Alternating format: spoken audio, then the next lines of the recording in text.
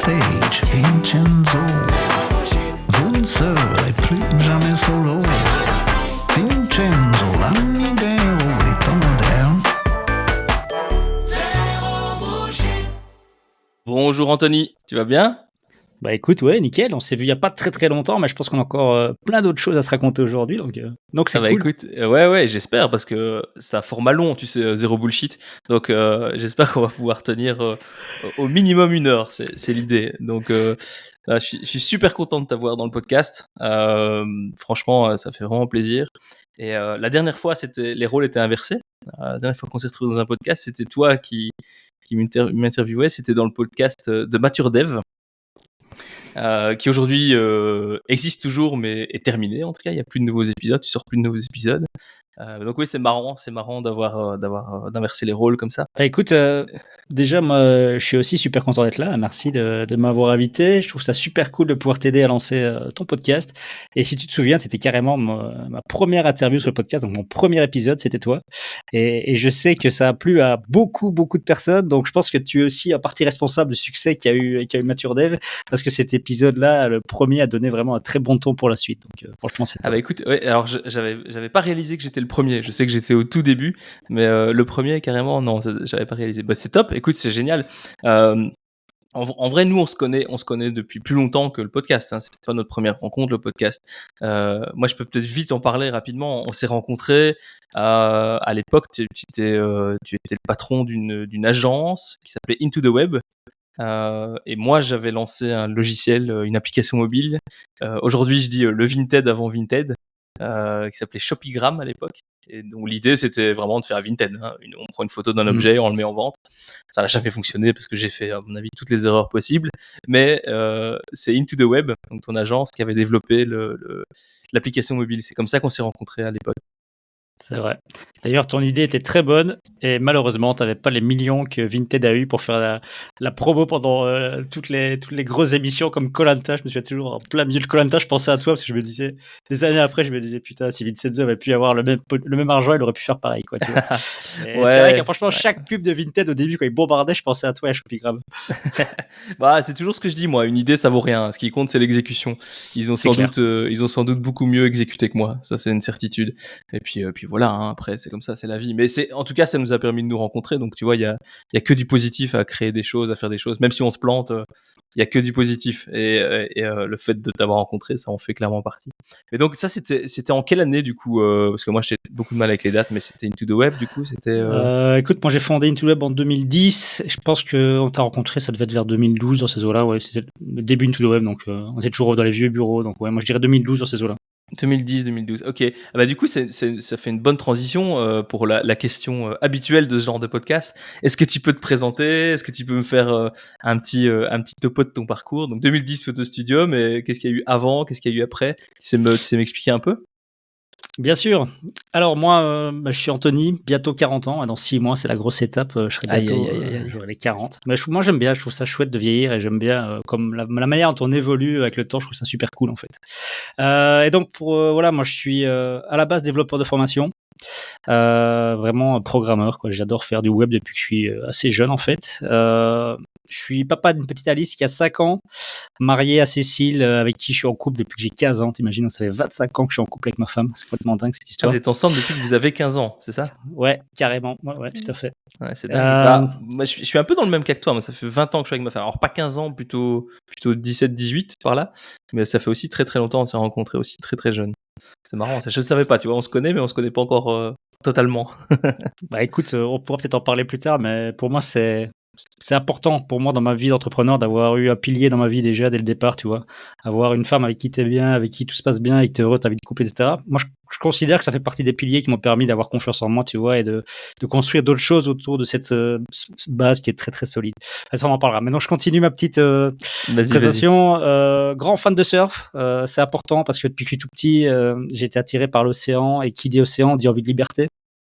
Parce qu'il y a rien à faire, surtout en étant belge. T'as envie, quand t'es attiré par l'océan et le surf, t'as envie de pouvoir bouger, voyager et aller justement te rapprocher de ces spots de surf qui te font rêver. Donc assez jeune, j'ai eu cette frustration d'être belge, d'être coincé en Belgique. Et en fait, du coup, à 15 ans, je sais pas pourquoi, je sais pas comment c'est arrivé, mais je suis devenu entrepreneur à 15 ans dans le sens où j'ai commencé à apprendre à coder tout seul sur le vieil internet de l'époque où tu avais quelques tutos, etc. J'ai commencé à apprendre le PHP et parce qu'en fait j'avais très envie, j'avais lancé un premier petit site sur FrontPage, si tu veux, sur le Standard de Liège, mon club de foot que j'adorais à l'époque, et j'avais très envie de faire évoluer ce site, créer des choses un peu plus dynamiques, etc. Donc j'ai commencé à coder, j'ai lancé ce site de plus en plus, ça a cartonné. Et c'était ma première grosse expérience entrepreneuriale parce que vraiment, j'ai appris énormément de choses dans ce projet qui a duré de mes 15 à 18 ans. Donc, sa première étape.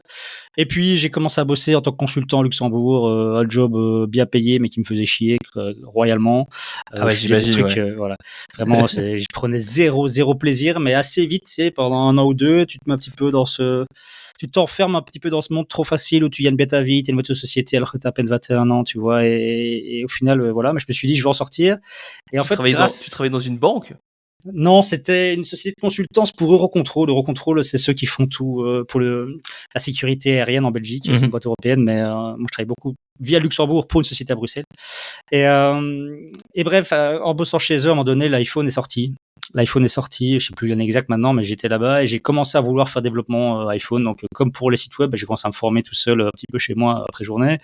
Et ça me passionnait vraiment et je me rendais compte qu'il allait avoir un gros besoin à ce niveau-là. Et donc, je me suis dit, bah, tu sais quoi, j'ai toujours voulu être indépendant, j'ai toujours voulu créer ma boîte. Bah, c'est parti, je vais créer Into the Web. Et donc, c'est là, en 2010, il y a 25 ans, que je crée Into the Web pour faire des développements d'applications mobiles. Et il se trouve que, bah, assez facilement et naturellement, de bouche à oreille, j'ai commencé à avoir des premiers clients et puis ça a fonctionné. Donc, on verra peut-être plus tard, mais comme ça, je vais un peu aller grossièrement sur chaque étape et puis on creusera ce que tu veux creuser. Ouais, Mais donc voilà, Into the Web, beau succès, petit succès mais beau succès. On était comme 10 personnes chez Into the Web, on avait quand même pas mal de clients. Sauf que pareil, après 8 ans, j'en ai eu ras-le-bol de faire ce métier en mode service, chaque fois devoir recommencer à zéro, des nouveaux projets, etc., rencontrer de nouveaux clients, faire des devis, j'en ai eu vraiment ras-le-bol. Et jusqu'au point de non-retour où j'ai essayé de vendre la boîte et donc j'ai vendu en 2017, j'ai vendu Into the Web. Et à ce moment-là, bah voilà, je me suis dit, je suis entrepreneur, je veux être mon propre patron, je veux être libre, mais chez Intolab, j'étais pas libre du tout. Comment est-ce que je peux faire pour relancer une boîte et essayer d'être libre? Parce que moi, je me suis rendu compte grâce à Into the Web que ce que je cherchais avec l'entrepreneuriat, c'était vraiment le lifestyle, quoi. C'était pas être l'entrepreneur qui veut faire Facebook et devenir riche à millions et bosser jour et nuit et pas voir sa femme, pas faire de surf et pas voir sa fille, tu vois. Vraiment, je voulais combiner une vie de qualité avec un boulot qui me passionne. Et c'est vraiment ce que j'ai réussi à faire aujourd'hui. Moi, aujourd'hui, je vis la vie de mes rêves, franchement. Je passe 4-5 mois par an à l'étranger pour aller surfer. Je suis au soleil avec ma fille, ma femme. On va à la plage tous les jours. Et à côté de ça, les jours où je suis au bureau, où je suis en Belgique, bah, je suis super motivé, je suis super boosté parce que je suis justement, tu vois, je suis heureux et je suis rechargé à fond et je peux bosser sur tout ce que je veux et j'avance beaucoup plus vite que si j'étais 12 mois sur mon ordi non-stop toute l'année, tu vois. Donc voilà, je me suis dit, bah, qu'est-ce que je peux faire? Bah, je vais créer en fait un projet SaaS, un projet où je devrais pas refaire des devis pour des nouveaux clients tout le temps. Je vais pouvoir bosser sur un produit que je vais pouvoir continuer à améliorer et à faire évoluer et à vendre ça sous forme d'abonnement sur Internet. Et il se trouve que, bah, bêtement, quand j'ai vendu Into the Web, en fait, je me suis retrouvé pendant 1 mois à la maison tout seul et je me suis dit, enfin, avec ma femme évidemment, mais là, j'ai tout le stress que j'avais emmagasiné pendant 8 ans chez Into the Web qui d'un coup a commencé à retomber. Et en fait, je suis redevenu à ce moment-là super créatif. J'ai commencé à avoir des idées, à avoir envie de faire des choses, etc. Et il se trouve que j'avais une idée qui était autour de moi depuis longtemps, que j'avais pas encore identifiée. C'est que ma femme, qui est photographe, se plaignait de petites choses. Elle me disait, un exemple, ce qui a été le déclic pour moi, c'était, je me suis fait engueuler par un client parce que j'avais promis qu'il aurait ses photos aujourd'hui. Et en fait, bah, j'ai complètement zappé, quoi, parce qu'il avait plusieurs clients en même temps. Elle s'était un peu perdue, tu vois, dans ses différentes tâches. Elle n'avait pas assez d'organisation, en gros. Et là, je me suis dit, bah, ça y est, en fait, je vais lancer un outil de gestion spécialisé pour les photographes, quoi. Et donc, je suis parti dans une étude de marché complète, etc. Il se trouve qu'il y avait un marché à prendre, en tout cas, sur le marché français. Et donc, du coup, ni une ni deux, je me suis lancé. En 4 mois, j'avais développé Photo Studio, la bêta, je l'ai lancé. Et puis, il se trouve que le premier jour, j'avais, je sais plus moi, une trentaine de premiers clients qui m'avaient pris un abonnement annuel à 250 €, un peu plus. Et là, c'était le début de ma nouvelle vie, le début de ce projet qui fonctionne avec des revenus récurrents. Et aujourd'hui, je suis toujours fondateur de Photo Studio avec une équipe qui grandit, avec bah, l'air de rien, on arrive on n'y est pas encore, hein, mais on est presque au million d'ARR, donc de revenus récurrents annuels, qui est un super objectif pour moi et donc je suis plutôt fier d'y arriver là tout doucement, surtout avec une chouette équipe et comme je l'ai dit, en prenant toujours trop de plaisir. Donc ça, c'est mon gros projet. À côté de ça, j'ai toujours voulu un petit peu toucher au métier de de créateur de contenu, même si à l'époque j'avais pas confiance en moi assez, j'avais pas confiance en ma voix, en mon image. Je me disais mais j'ai un accent liégeois, les gens qu'est-ce qu'ils vont écouter un podcast, on me dit toujours tu parles trop vite, etc. Tu vois, donc je me suis dit est-ce que je peux vraiment faire ça? Au début je croyais pas que je pouvais le faire. Et puis au final, c'est grâce à Photo Studio que j'ai pris confiance parce que pendant le Covid, j'ai fait des lives sur Zoom, etc., devant des centaines de photographes pour présenter le logiciel, pour parler de sujets qui les intéressaient, etc. Et en fait, je me suis rendu compte que ça s'est super bien passé, que j'avais plein de très bons retours sur ces lives. Et en fait, ça m'a donné confiance en moi. Je me suis dit, bah allez, ça y est, j'ai toujours rêvé de lancer un podcast et je vais lancer un podcast. C'est là que j'ai lancé Mature Dev, dont on a parlé en intro, qui était à la base justement un podcast pour partager avec les développeurs ma vision de l'entrepreneuriat pour les devs. En tant que dev, on a la chance de pouvoir finalement créer de nous-mêmes, de nos propres mains, ce qu'on veut. On ne doit pas engager justement des développeurs et dépenser des dizaines de milliers et plus dans le développement, et c'est une chance qu'on a. Et l'idée, c'était, bah voilà, toi aussi, crée ton projet SaaS, gagne tes 10 000 euros par mois récurrents et vis la belle vie. En gros, c'était un peu le pitch de Mature Dev. Ça a très très bien fonctionné. J'ai fait beaucoup d'épisodes, je ne sais plus combien, mais il y avait pas mal, il y avait beaucoup d'écoutes. C'est juste qu'à un moment donné, j'ai trouvé que ça devenait trop, tu vois, mon boulot chez Photo Studio, plus créer du contenu orienté comme professionnel après journée, etc. pour Mature Dev. Je me rendais compte que je prenais plus trop de plaisir en fait, et donc je préférais arrêter. Et par contre, du coup, de la foulée, j'ai relancé un podcast de surf, où là, justement, c'est complètement l'inverse, parce que là, après journée, quand je veux créer un peu de contenu, c'est sur ma passion, et ça me motive beaucoup plus, en fait. Même si l'entrepreneuriat, c'est une passion, mais voilà, c'est un peu différent quand même. Et donc, du coup, voilà, j'ai lancé un podcast de surf, j'ai écrit un livre de surf, qui est disponible sur Amazon, j'ai fait une formation en ligne, voilà. Donc, je suis quand même lancé un petit challenge à côté de Photo Studio, parce que je reste entrepreneur dans l'âme, mais j'avais lancé tout le temps des nouvelles choses, même si j'essaie de me calmer un peu ces derniers temps. Mais donc, voilà, aujourd'hui, je suis pleinement occupé par Photo Studio, bien sûr, apprenti surfeur qui est mon projet de surf, ma femme, ma fille, mes voyages. Et voilà, je pense que je t'ai tout dit. Dernière chose que je peux te dire aussi sur l'entrepreneuriat, c'est que j'ai quand même eu un projet qui a très bien marché, que j'ai vendu aussi, qui était Subtrotters. Donc moi, j'étais un grand fan aussi de stand-up paddle. Donc c'est pas le paddle que toi tu pratiques avec la raquette, mais c'est les grandes planches ces grandes planches où on rame debout en fait. Tu vois ce kayak où t'es debout, donc t'as une vision un peu plus de ce qui t'entoure, qui est quand même assez sympa. J'avais lancé un réseau social sur le SUP qui a très très bien marché, où j'avais une trentaine de milliers d'abonnés dans le monde entier. C'était vraiment cool. Sauf que je gagnais un peu d'argent avec ce projet-là, mais j'avais pas trouvé vraiment un business model rentable qui me permette d'en vivre. Et donc quand j'ai vendu une Web, j'en ai profité pour vendre aussi ce projet-là à 88, qui était la filiale de Decathlon pour les stand-up paddle, où je leur ai vendu la base de données pour qu'ils puissent eux l'intégrer dans leur logiciel, etc., dans les magasins, tout ça. Donc ça, voilà. c'est quoi avec ça, je pense. le nom? C'est comment le nom de ce projet? C'est Subtrotters, donc stand-up paddle, l'abréviation c'est SUP, S-U-P, et Trotters comme Globetrotters, tu vois. Ah, Subtrotter. Ok, je le note de mon côté parce que je l'avais loupé, je t'avoue, dans tout ton parcours, dans la multitude de choses que tu fais ou que tu as fait. Et mais c'est bien, je le note parce que du coup, on va peut-être pouvoir en parler un tout petit peu. Et ça, c'était en même temps qu'Into the Web, du coup. Ouais, c'est ça. Parallèle. C'est quand j'étais chez voilà, après journée, j'avais envie. À la fin d'Into the Web, tu vois, je commence un petit peu à. J'ai décidé de vendre, tu vois, pas du jour au lendemain, mais tu commences un petit peu à te fatiguer, puis à un moment donné, tu te dis, je lancerais bien un autre projet à côté, et puis j'ai commencé à bosser là-dessus après journée, et puis finalement, voilà, ça a bien pris aussi, c'était cool. Alors, des projets, on a eu plein d'autres, hein, franchement, pendant mes études, jusqu'à mes 22, 23 ans, je développais un truc pendant 2 mois, je le mettais en ligne, j'avais pas de clients, j'ai arrêté, je recommençais à nouveau et ainsi de suite. Je considère que c'était plutôt une période de formation, tu vois, parce que pour arriver, quand tu es dev seul, arriver à faire un produit fini qui est pensé en termes de design, du UX, etc. Je pense que c'est pas en sortant de l'école, sauf si tu es vraiment super doué et que tu es un peu génie. Je pense que si tu es bon en dev, tu sais pas être bon en tout directement, il faut un peu se faire la main. Et au moins cette phase-là, c'était l'occasion de me rendre compte de me faire la main à ce niveau-là et de me rendre compte surtout que c'est pas parce que tu fais un super projet que derrière il va se vendre tout seul et que tu vas trouver tes clients, quoi. Donc voilà. C'est si je me souviens bien dans The Mature Dev, on en avait parlé, et puis j'avais écouté aussi tous les podcasts qui ont suivi. Moi, je trouvais ça super, The Mature Dev. J'ai fait partie de tous ces gens qui étaient très déçus quand j'ai vu que tu avais décidé d'arrêter, parce que je trouvais que c'était un super podcast. En tout cas, le ton était chouette, mais ce dont je me rendais compte aussi, c'était que les devs, ils avaient souvent ce problème entre guillemets, c'est qu'ils étaient surtout devs et il leur manquait la compétence de vente. Qui est une compétence qu'on n'apprend pas à l'école. On en parlait dans un autre épisode avec Fabienne Bister, qui expliquait qu'elle trouvait ça dommage, que c'est pas une compétence qu'on apprenne vraiment, le fait de simplement vendre. Et donc oui, effectivement.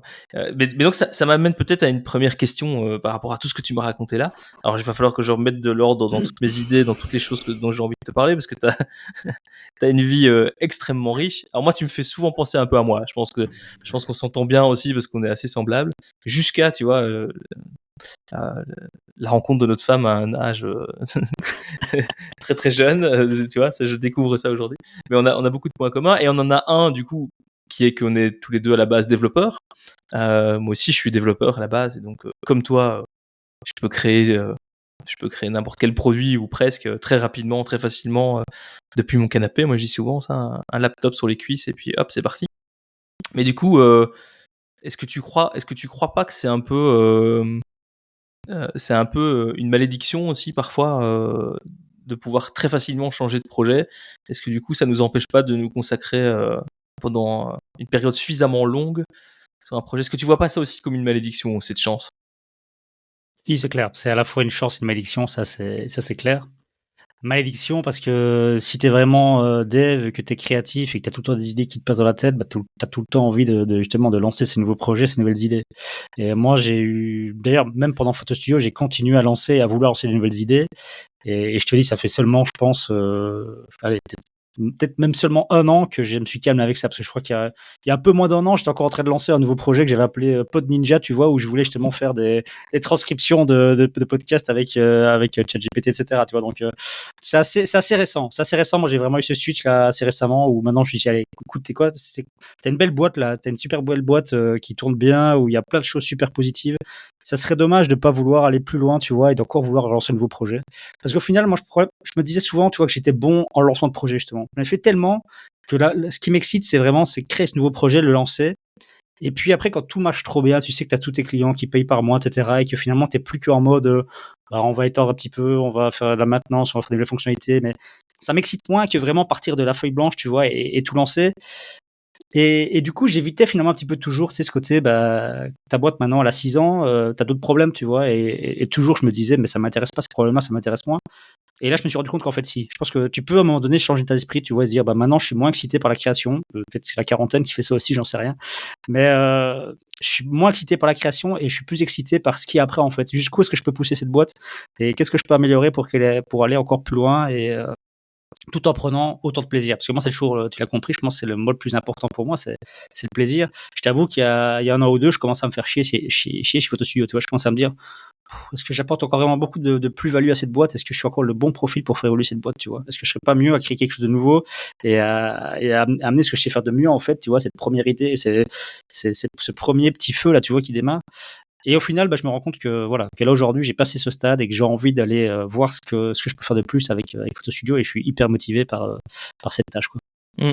Ça me fait penser à un truc, une question que tu m'avais posée dans le podcast, donc dans Amateur Dev, quand j'étais venu. Tu m'avais demandé, bah, tiens, est-ce que tu penses que tu pourrais recréer un SaaS? Donc, parce que moi, j'ai aussi un SaaS, j'ai aussi créé un SaaS qui a 8 ans aujourd'hui, un peu comme toi, qui tourne bien. Et tu m'avais demandé à l'époque, tiens, tu crois pas que avec toutes les connaissances que tu as en lancement de projet, en lancement notamment de SaaS, bah, tu pourrais en relancer comme ça un peu à la chaîne? Je me souviens que tu m'avais posé cette question et t'avais toi une réponse qui était a priori oui, il y a pas de problème. Moi à l'époque je t'avais dit je sais pas, je suis quand même pas du tout certain. Il y a aussi une part de chance dans tout ça. Il y a aussi tout un tas de choses qu'on contrôle pas forcément. Aujourd'hui maintenant avec le recul, toi de ton côté, euh, tu penses que qu'est-ce que t'en penses en fait? Comment tu répondrais à cette question? Tu penses que tu pourrais relancer un photo studio et faire 1 million de revenus récurrents? Donc le SaaS, c'est des abonnements hein, pour ceux qui connaissent pas, qui nous écoutent. Donc c'est des revenus qui tombent a priori tous les mois, un peu comme un abonnement GSM. Donc aujourd'hui tu fais quasi 1 million tous les ans, donc 83 333 pardon par mois. Je connais bien le chiffre parce que j'ai aussi eu cet objectif du million, donc 83 000 par mois. Est-ce que tu penses que tu pourrais facilement refaire un SaaS qui fait 83 000 par mois si tu commences demain? Alors, je l'ai pas refait, hein, donc depuis Photo Studio, j'ai pas relancé un nouveau projet, Mhm. mais je reste toujours convaincu que oui, je pourrais le refaire dans un autre secteur ou autre, si j'en ai besoin. C'est-à-dire que si demain, Photo Studio, imaginons, pour une raison X ou Y, c'est terminé et que je me retrouve, bah voilà, qu'est-ce que je fais de ma vie de nouveau? Il faut que jamais de ma vie, tu vois, je vais aller postuler dans une boîte, parce que je sais que c'est pas moi, tu vois, jamais de ma vie, je vais me retrouver, aller bosser pour quelqu'un, etc. Ça m'intéresse pas du tout et je pense que ça m'intéressera plus jamais. Donc d'office, je vais devoir, si mon expression, même sortir les doigts pour arriver à recréer un job qui me plaît et recréer un environnement qui me plaît. Euh, que ce soit ça, soit autre chose, mais je suis convaincu qu'aujourd'hui, je peux relancer un projet from scratch si j'en ai l'envie et le besoin.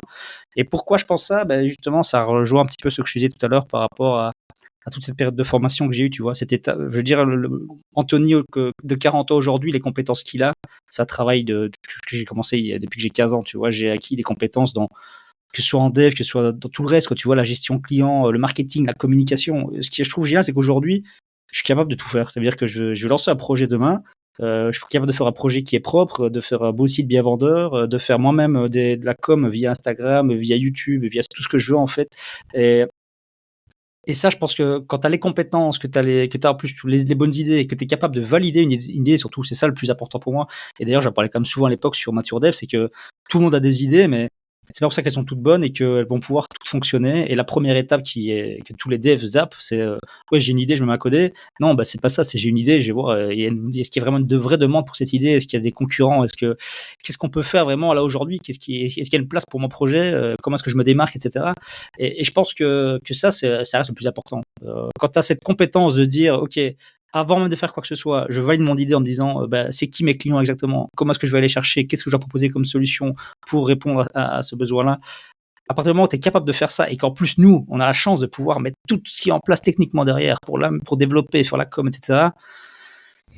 Honnêtement, je vois pas pourquoi j'y arriverai pas. Je vois vraiment pas pourquoi j'y arriverai pas, sauf si j'ai pas la motivation et que tout ce que je veux, c'est juste aller me taper sur ma planche de surf et jouer, faire des châteaux de sable avec ma fille, tu vois, et que me mettre devant mon ordi pendant plus de 2 heures par jour, ça me fait gerber. Parce qu'il faut pas oublier un truc aussi, c'est que ça demande une application. Là, tout ce que je dis, malgré les profils que toi et moi on a, ça demande un dévouement énorme, quoi. Je veux dire, moi, quand j'ai lancé Photo Studio, putain, mais je passais des journées sur mon ordi, mais c'était phénoménal, quoi. C'était, je codais tout seul et quand je vais voir les commits du début de projet, tu imagines pas les quantités de lignes de code que j'ai committées, mais sur 4 mois où j'étais taqué, vraiment full. J'imagine très bien. D'ailleurs, j'ai une petite anecdote à ce sujet-là qui, quand j'y repense, ça me fait super rire, mais moi j'ai le problème d'avoir la goutte depuis que j'ai 25 ans, donc ceux qui ne savent pas, la goutte c'est encore trop d'acide urique dans le sang et cet acide urique se cristallise dans les articulations et ça peut faire des douleurs. Quand tu as une crise de goutte, ça fait hyper mal dans l'orteil, dans la cheville, ça fait vraiment des douleurs atroces. Et il se trouve que quand je bossais sur Photo Studio, on était invité à un mariage avec ma femme et j'ai eu une crise de goutte genre la veille, quoi, tu vois. Et du coup, impossible le mariage, parce que je savais presque plus marcher. Et ben, je vais te dire, j'étais presque content parce que du coup, j'allais pas à ce mariage, mais j'allais pouvoir coder pendant toute la soirée et je gagnais. Et ma femme est rentrée, je sais pas, à 3-4 heures du matin. Elle m'a quitté, tu vois, à 17 heures. J'étais assis à mon bureau sur la chaise. Elle est rentrée à 4 heures du matin ou 3 heures du matin. J'étais toujours assis sur ma chaise. J'avais pas bouffé, j'avais rien fait. J'étais toujours en train d'affronter mon projet, tu vois. C'est tout ça pour dire à quel point, enfin, moi, c'est un esprit dans lequel je peux être quand je suis vraiment drivé par une idée, par un projet que je suis convaincu de ce que je fais, que je veux avancer. Ça peut aller jusqu'à là, tu vois. Donc, je peux devenir un peu autiste aussi sur les bords et voilà. Jusqu'à être content d'avoir une crise de goutte et de louper le mariage pour pouvoir bosser. C'est pas mal, hein. C'est pas mal. C'est rigolo parce que moi, j'ai dans les questions que j'avais un peu préparées pour ce podcast, il y a une des questions qui est est-ce que tu peux me raconter une anecdote gênante qui a fait que ton entrepreneuriat t'a fait louper un événement familial ou je l'ai littéralement dans mes questions. Ben voilà, tu viens de me répondre. C'est pas mal, hein. Franchement, comme anecdote, c'est vraiment pas mal. Non, c'est vraiment pas mal. Mais voilà, de nouveau, je vais pas répéter à chaque fois que tu dis quelque chose que je te comprends très bien, mais je te comprends très très bien. C'est-à-dire qu'on est assez pareil pour tout ça. Du coup, moi, ça me fait penser à un truc. Tu dis tu pourrais le refaire et tu rajoutes si t'étais obligé. Ou si t'en avais besoin, je sais pas comment t'as dit, mais voilà. C'est-à-dire si t'avais pas le confort de finalement d'avoir un truc qui tourne pour l'instant, qui est Photo Studio, tu pourrais le refaire. Mais a priori, Photo Studio, ça va pas disparaître du jour au lendemain. Surtout un SaaS avec des revenus récurrents, c'est très très stable. Du coup, moi, ça me fait toujours penser à une expression qui dit que il y a 2 malheurs dans la vie d'un homme, c'est de ne jamais atteindre ses objectifs, et puis c'est aussi le jour où il les atteint. Tu crois pas que aussi ça fait, qu'est-ce que tu penses de cette expression finalement? Parce que donc tu as réussi à atteindre un vrai niveau avec Photo Studio et du coup, ce que je comprends, c'est que bah, ça va être très difficile de retrouver le kick pour autre chose. Du coup, tu es un peu obligé de te plaire dans Photo Studio, non? Tu crois pas? C'est clair, ça c'est sûr. C'est sûr, tu es obligé de trouver, moi je me réveille, je veux dire, si un jour je me réveille et je suis pas heureux, ça m'arrive pas souvent, ça m'arrivait beaucoup à l'époque d'Into the Web. Si je me réveille et que je suis pas heureux, je me pose vraiment la question, tu vois? Je me dis: «Mais pourquoi je suis pas heureux?» et surtout, je réagis tout de suite, qu'est-ce que je dois faire pour que je sois à nouveau, pleinement heureux, tu vois? Et et moi je te dis, je vis la vie de mes rêves là aujourd'hui, c'est parce qu'il y a le côté boulot déjà, mais moi j'accorde vraiment beaucoup d'importance au côté, vie familiale, et cetera, et liberté, pouvoir justement, passer du temps avec sa famille et pas juste sur son boulot. Et par exemple, les challenges, tu peux les voir ils peuvent être professionnels, mais ils peuvent aussi être au niveau de la vie privée. Moi, je te parle de ça, mais par exemple, ma fille a 5 ans, on l'a déscolarisée, tu vois. On l'a déscolarisée parce que ça colle pas à l'école et les obligations d'être à l'école, ça colle pas du tout avec ce côté, ben, on va voyager 4-5 mois par an. Comment c'est pas possible, quoi. Ouais. Comment tu fais Nous, ça avec l'école? effectivement, nous en Belgique, l'école est obligatoire. C'est-à-dire Voilà. qu'on peut être poursuivi pénalement si on décide de ne pas mettre ses enfants à l'école. Ouais. Ce qui n'est pas le cas partout, à mon avis. Hein, mais je connais pas bien les autres pays, mais ça ne doit pas être totalement Voilà. répandu sur la planète. Ouais, non, effectivement. Donc, du coup, ça Exactement. impose d'être là, sur place, d'une manière ou d'une autre. Voilà. Donc, tu vois, par exemple, ça, c'est aujourd'hui, moi, mon côté entrepreneuriat, pour le moment, hein, Photo Studio, je suis vraiment en mode, on est en train avec l'équipe de faire plein de choses chouettes. On est en train vraiment de créer l'équipe pour que chacun soit libre et responsable de ses propres tâches et soit pas dépendant d'autres personnes et qu'on puisse collaborer facilement tous ensemble et que chacun se plaise dans son boulot. Et on atteint vraiment un stade, je trouve, d'autonomie où tout est vraiment parfait et ça, c'est vraiment génial. Et du coup, moi, je peux continuer à bosser sur ce que j'aime faire. C'est-à-dire que Photo Studio, bah, au final, je me rends compte que ce que j'aime, c'est toujours développer, quand même, malgré tout, après tout ce que je sais faire. C'est quand même quand j'aime développer, mais pas aller corriger un bug ou pas aller faire un truc, tu vois. Par exemple, on avait parlé d'IA quand on s'est vu, je pense. Ben là, ça m'excite très fort de commencer à mettre un peu de l'IA dans Photo Studio, tu vois. Là, c'est des tâches que je trouve géniales. Donc, j'arrive dans Photo Studio à garder la motivation via des tâches comme ça qui me plaisent. Aussi, en arrivant à déléguer ce qui me plaît pas, au final. C'est con, mais il y a un dev au bureau, c'est l'opposé de moi, quoi. Il adore faire ce que je déteste faire. Donc c'est génial. Moi, limite, tu sais, il y a une tâche, je dis, bah, tu ferais bien ça, mais je dis, si t'as pas envie, je te la fais pas, parce que je comprends. Quoi. Moi, ça me ferait chier à faire. Donc je suis honnête, je dis, ça me ferait chier, ou si t'as pas envie, le fais pas, quoi. Ah, mais si, génial, ça, j'adore. Donc tu vois, c'est important, je trouve, d'arriver à faire cette équipe où on est complémentaires et au moins, du coup, je trouve encore une place où je fais des choses qui m'intéressent. Mais je t'avoue qu'aujourd'hui, le vrai côté entrepreneuriat dans ma vie, il est pas dans Photo Studio, il est dans ma vie privée. C'est-à-dire que moi, déscolariser ma fille, continuer à mettre tout en place pour continuer à vivre cette vie de rêve et pouvoir voyager, et pouvoir surfer comme je le fais, et pouvoir passer des moments en famille, c'est devenu la plus grosse étape. C'est-à-dire, eh ben, qu'est-ce que je fais avec ma fille maintenant? Elle est déscolarisée et c'est quoi l'étape suivante? C'est comment est-ce que je vais faire pour qu'elle ait des contacts avec d'autres enfants, pour qu'elle évolue malgré tout. Et ça, Oui, ça demande m'intéresse. aussi, Ça veut dire quoi déscolariser, du coup? Donc ça veut dire t'es quand même dans la légalité. T'es pas oui, dans oui, je suis sur l'illégalité. l'égalité. Elle va avoir des contrôles officiellement, c'est-à-dire que tous les 2 ans, il y a contrôle, il y a quelqu'un qui va venir la contrôler pour être sûr qu'elle a quand même acquis les bonnes compétences, tu vois, et qu'elle n'est pas juste à la maison en train de rien foutre. Donc c'est Euh, l'école à domicile, c'est ça? c'est école à domicile, c'est ça, ouais, tout à fait, ouais. Mhm. Homeschooling, école à domicile, IEF, comme ils disent en France. Bref, il y a. Et c'est vrai que là, le gros challenge pour moi aujourd'hui, il est là, c'est qu'est-ce que je fais avec ma fille et avec ma femme, hein, parce que ma femme est aussi photographe indépendante. Comment est-ce qu'on s'organise en tant que famille pour continuer à ce que on soit tous heureux tous ensemble et qu'on puisse continuer à vivre cette vie assez libre.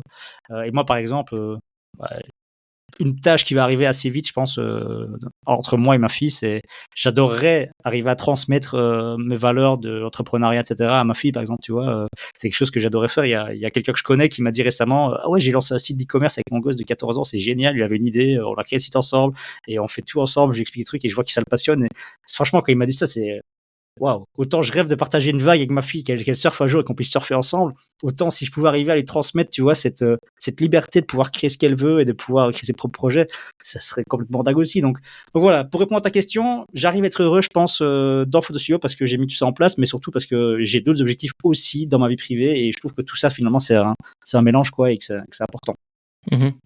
C'est marrant, tu me fais penser à Lexi, donc L-E-E, ils vont être contents que je leur fasse un peu de pub. Lexi, donc L-E-E-X-I, qui est un SaaS belge. Et pour le coup, c'est un SaaS qui a été dirigé, qui est lancé, qui a été lancé, qui est dirigé par une famille. Donc le père, le fils. Je me demande même c'est pas les deux fils. Et donc ils entreprennent en famille comme ça. Donc c'est assez.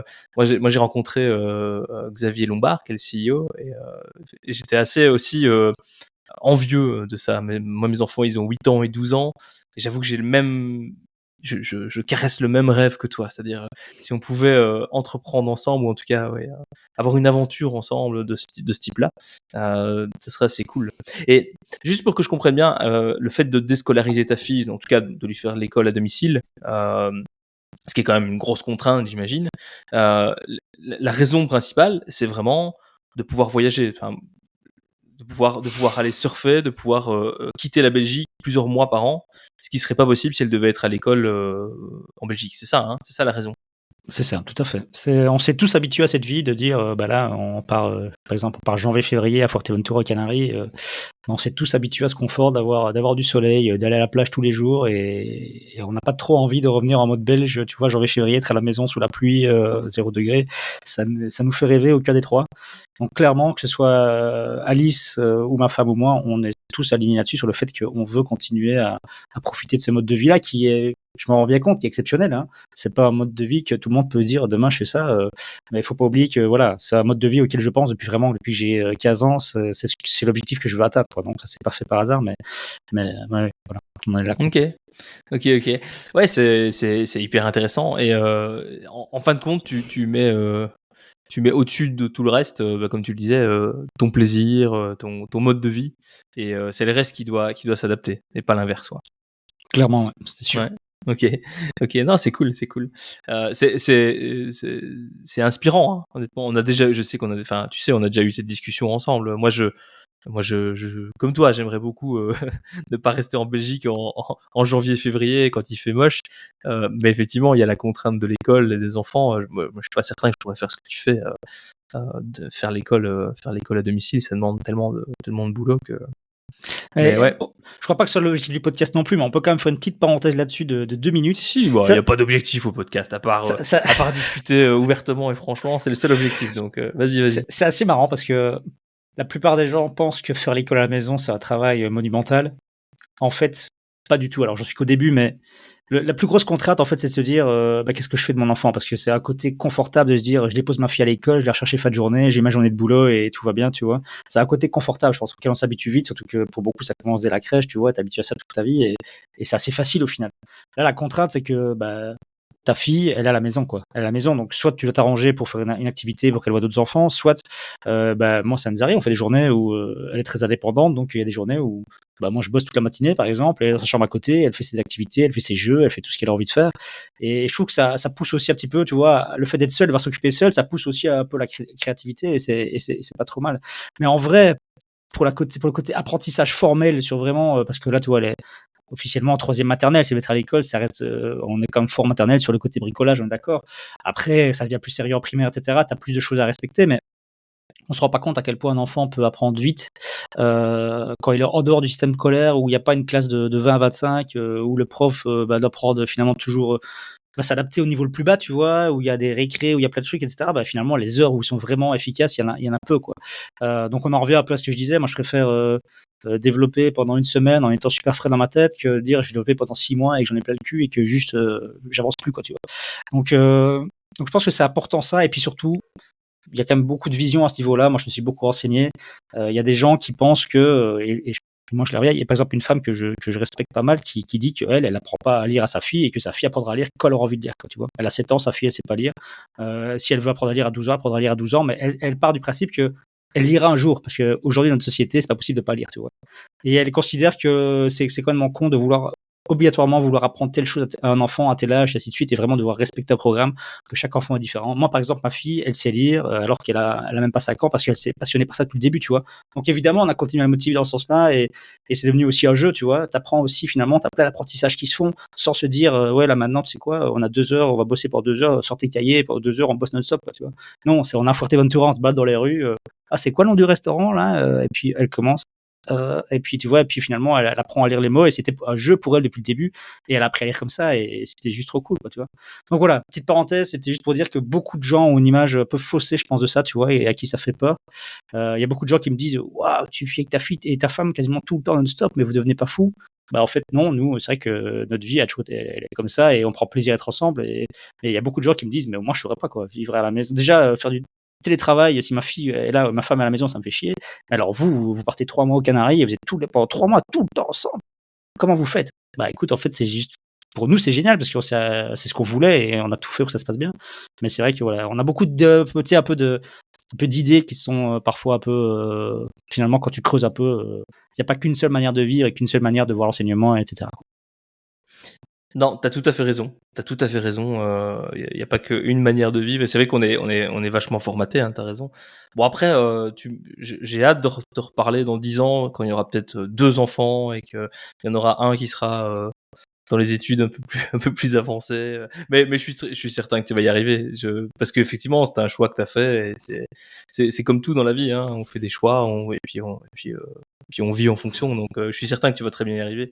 Et puis, ça a l'air de tellement te correspondre que j'ai pas beaucoup de doutes là-dessus. C'est Non, clair. c'est cool, c'est cool. Alors, tu disais, j'aimerais bien juste repartir un tout petit peu sur Into the Web. Donc, t'as Ouais. fait ça quand même pendant 10 ans. C'est vachement long, hein, 10 ans. Enfin, je Ouais, trouve. 8 ans, 8 ans, ouais, 8 ans, 8 ans. 8 ans. Ok, Ouais, ok, c'est 8 presque ans. 10 ans. Ouais, ouais, ouais. Donc, bah, c'est long. Moi, ça fait 8 ans que je bosse sur Overloop, ma société actuelle. Donc, je sais que c'est long, on passe par plein de choses. Et au bout de 8 ans, tu as vraiment pris consciemment la décision de dire je veux vendre, quoi. Mmh. Ouais. T'es parti de j'en ai marre, parce que quand on en a marre, on a plusieurs possibilités. On peut aussi trouver quelqu'un pour gérer à sa place, on peut trouver un CEO, mais toi, tu t'es dit j'en ai marre et ma seule solution, c'est de vendre. C'est ça? Ouais, j'avais vraiment envie de j'avais tout donné, j'avais plus de jus du tout pour Into the Web. Et alors, c'est de ma faute, hein. Je tiens à dire que c'est de ma faute, dans le sens où une boîte comme Into the Web, il y a des gens qui peuvent être heureux toute leur vie là-dedans, mais il faut un certain profil, qui est pas du tout le mien. Qui est pas du tout le mien, c'est-à-dire que j'ai essayé de faire une agence de service qui me permettait derrière d'être libre et de vivre la vie que je mène aujourd'hui. Et pour moi, en tout cas, moi, j'ai pas réussi à trouver la bonne recette pour avoir du service et la vie que je mène aujourd'hui. C'était déjà mon objectif à l'époque. Et ça, c'était pas possible. Et l'erreur que j'ai faite, c'était ça, c'était de se dire, en fait, moi, je suis parti de dev, tu vois, qui faisait lui-même ses projets, a engagé plusieurs devs et a finalement passé mon temps à gérer des projets, à gérer des clients, à faire des réunions chez les clients, à parfois me faire engueuler parce que le projet était en retard, à devenir hyper stressé parce que je savais qu'on était en retard sur X projets, que le client avait payé en retard, que je devais payer la TVA et que j'avais plus de sous sur le compte et tout ce petit stress là où tu grandis vite en n'étant pas très organisé et en fait le déclic je l'ai eu quand j'étais au ski, je sais plus quelle année c'était. J'étais parti au ski avec des amis et on était tous dans le chalet à dormir. Tout le monde on avait mangé une raclette la veille, on avait bu un petit coup, tout le monde était bien posé dans son lit. Sauf que moi, à 4h30, 5h du mat, réveillé avec la boule dans le ventre parce que j'arrivais plus à dormir, parce que je repensais à tout ce que j'avais laissé derrière moi chez Into the Web justement alors que je prenais qu'une semaine de congé, tu vois. Tous ces retards que j'avais, tous ces problèmes que j'avais à gérer et ça me bouffait en fait, ça me bouffait réellement. Et je me revois encore ce jour-là au sommet des pistes avec mon téléphone en main en train de parler avec un client, quoi, tu vois. Et je me suis rendu compte à ce moment-là, vraiment, c'était le déclic qui m'a dit, mais putain, t'as fait ça pour être indépendant, pour vivre la vie de tes rêves, et au final, t'es en train de te faire bouffer par le travail. Même le surf et ça, qui était mes passions, à ce moment-là, je les avais mises de côté parce que je devais bosser comme beaucoup pour gérer tout ça. Et il se trouve qu'au final, mauvaise personne pour le job, quoi. J'étais pas du tout quelqu'un qui aimait la gestion de projet, qui aimait gérer comme ça, faire des devis, aller faire des réunions avec les clients pour écouter les clients, prendre des notes, comprendre. C'est pas ce que j'aimais faire. J'étais pas du tout assez rigoureux pour ça. Je pense que pour être chef de projet, il faut être rigoureux. Moi, je suis l'opposé du perfectionniste et l'opposé du rigoureux, quoi. Justement, pas du tout. Et en fait, ça me collait pas. Et je m'étais lancé dans un job qui en fait me collait pas du tout. Et ça, je m'en suis rendu compte avec les années. Et puis, j'ai voulu vendre. Déjà, à un moment, j'ai voulu vendre. Et puis, j'avais eu un contact avec une ou deux personnes et je sais pas, je le sentais pas, ça se mettait pas trop. Et puis un jour, figure-toi qu'il y a eu une grosse engueulade avec un client. Je me suis retrouvé dans une salle de réunion où j'étais seul face à 4 ou 5 personnes et j'avais l'impression que les gens en face, j'étais le responsable de tous les problèmes de leur vie, tu vois, et limite ils me parlaient mal et à un moment donné, je suis sorti de là. Je me suis évidemment pas laissé faire parce que c'est pas mon genre si je trouve que c'est injuste, mais bref, je suis sorti de là et c'est quoi, c'est bon, c'est terminé, je vends. Et ça, c'est comme ça que ça s'est passé, quoi. J'ai recontacté une personne qui m'a déjà proposé un rachat quelques mois plus tôt, à qui j'avais dit non, pas maintenant. Je l'ai recontacté, et puis très vite, on s'est mis d'accord. Mais là, c'était, voilà, j'avais explosé, quoi. C'est souvent comme ça. Moi, le problème, c'est que j'accumule. Je peux être très résistant, tu vois, et aller vraiment jusque dans mes derniers retranchements. Mais quand la goutte a débordé et que j'en ai vraiment ras le cul, dans ma vie, pour tout, je suis comme ça, quoi. Je suis comme ça pour tout. Et là, c'était, voilà, pour Into the Web, c'était fini. Je savais que c'était fini, que je pouvais plus. Bien sûr, je prenais plus de plaisir. Quand je parlais du plaisir tout à l'heure, tu vas bosser, moi, Into the Web, allez, la dernière année, voire les 2 dernières années, franchement, j'y allais avec les pieds de plomb, quoi. J'allais dans ma propre boîte, bosser dans ma propre boîte. J'y allais avec les pieds de plomb. Mon seul plaisir, c'était les devs que j'avais engagés. On s'entendait bien, on avait de bonne ambiance dans la boîte, etc. Mais au final, c'était mon seul plaisir, quoi. Et au moment, tu te dis stop, c'est fini. Ouais, c'est déjà vachement long, hein, d'avoir fait 2 ans avec les pieds de plomb. C'est pas évident. Ouais, Et mais du coup, enfin moi je sais que pour vendre une boîte, il faut vraiment que les planètes s'alignent. C'est pas un truc qu'on peut juste dire tiens je vends, quoi. Comment tu peux nous parler un peu du process, parce que tu t'es vraiment levé un matin et t'as dit je vends, et puis t'as trouvé quelqu'un genre en coin de la rue qui est venu et qui t'a dit oui, ok, j'achète ta boîte dont tu veux plus.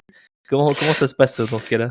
En fait, j'avais rencontré un gars sur un salon, je sais plus, est-ce que c'était 1 an avant ça, et le mec, c'était un concurrent, en fait. C'est une boîte plus ou moins concurrente, sauf que rien à voir avec nous. C'était fondé par une autre grosse boîte. Après, ils avaient beaucoup d'argent, etc.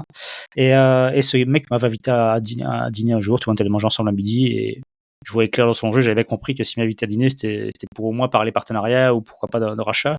Et effectivement, à la fin du repas, il m'a dit, écoute, en tout cas, si un jour tu envisages de revendre, ou tu vois, de quelque chose, n'hésite pas, nous, ça peut nous intéresser, quoi. Et à l'époque, j'avais pas continué. J'avais dit, ouais, écoute, si c'est bon à savoir, mais là, pour le moment, je suis pas trop intéressé. Et en fait, c'est bêtement ces gens-là que j'ai relancé, quoi. J'ai pas commencé à aller creuser, tu vois, à essayer de vendre, de mettre plusieurs personnes en concurrence, ou d'autres acheteurs, etc. Je me suis dit, eux, je sais qu'ils sont intéressés. C'est clair que ça avait beaucoup de sens parce qu'ils faisaient plus ou moins la même chose que nous, mais à une autre échelle. Et clairement, je pense que ça peut leur apporter, et que ça pourrait être une acquisition qui pourrait bien se passer, quoi. Et donc voilà, ça s'est fait franchement, oui, assez rapidement. À partir du moment où j'ai vraiment décidé de vendre, je te dis, le jour même, j'appelais le gars, on avait rendez-vous genre 3 jours après, et puis les quelques négociations et tout ce qui va avec au niveau documents légaux, etc. Tu sais, sont pas très agréables à faire, je pense, un peu pénibles. C'est une phase un peu chiante quand même. Moi, la petite chance que j'avais à ce niveau-là, c'est que mon grand frère travaille dans la fusion-acquisition Luxembourg.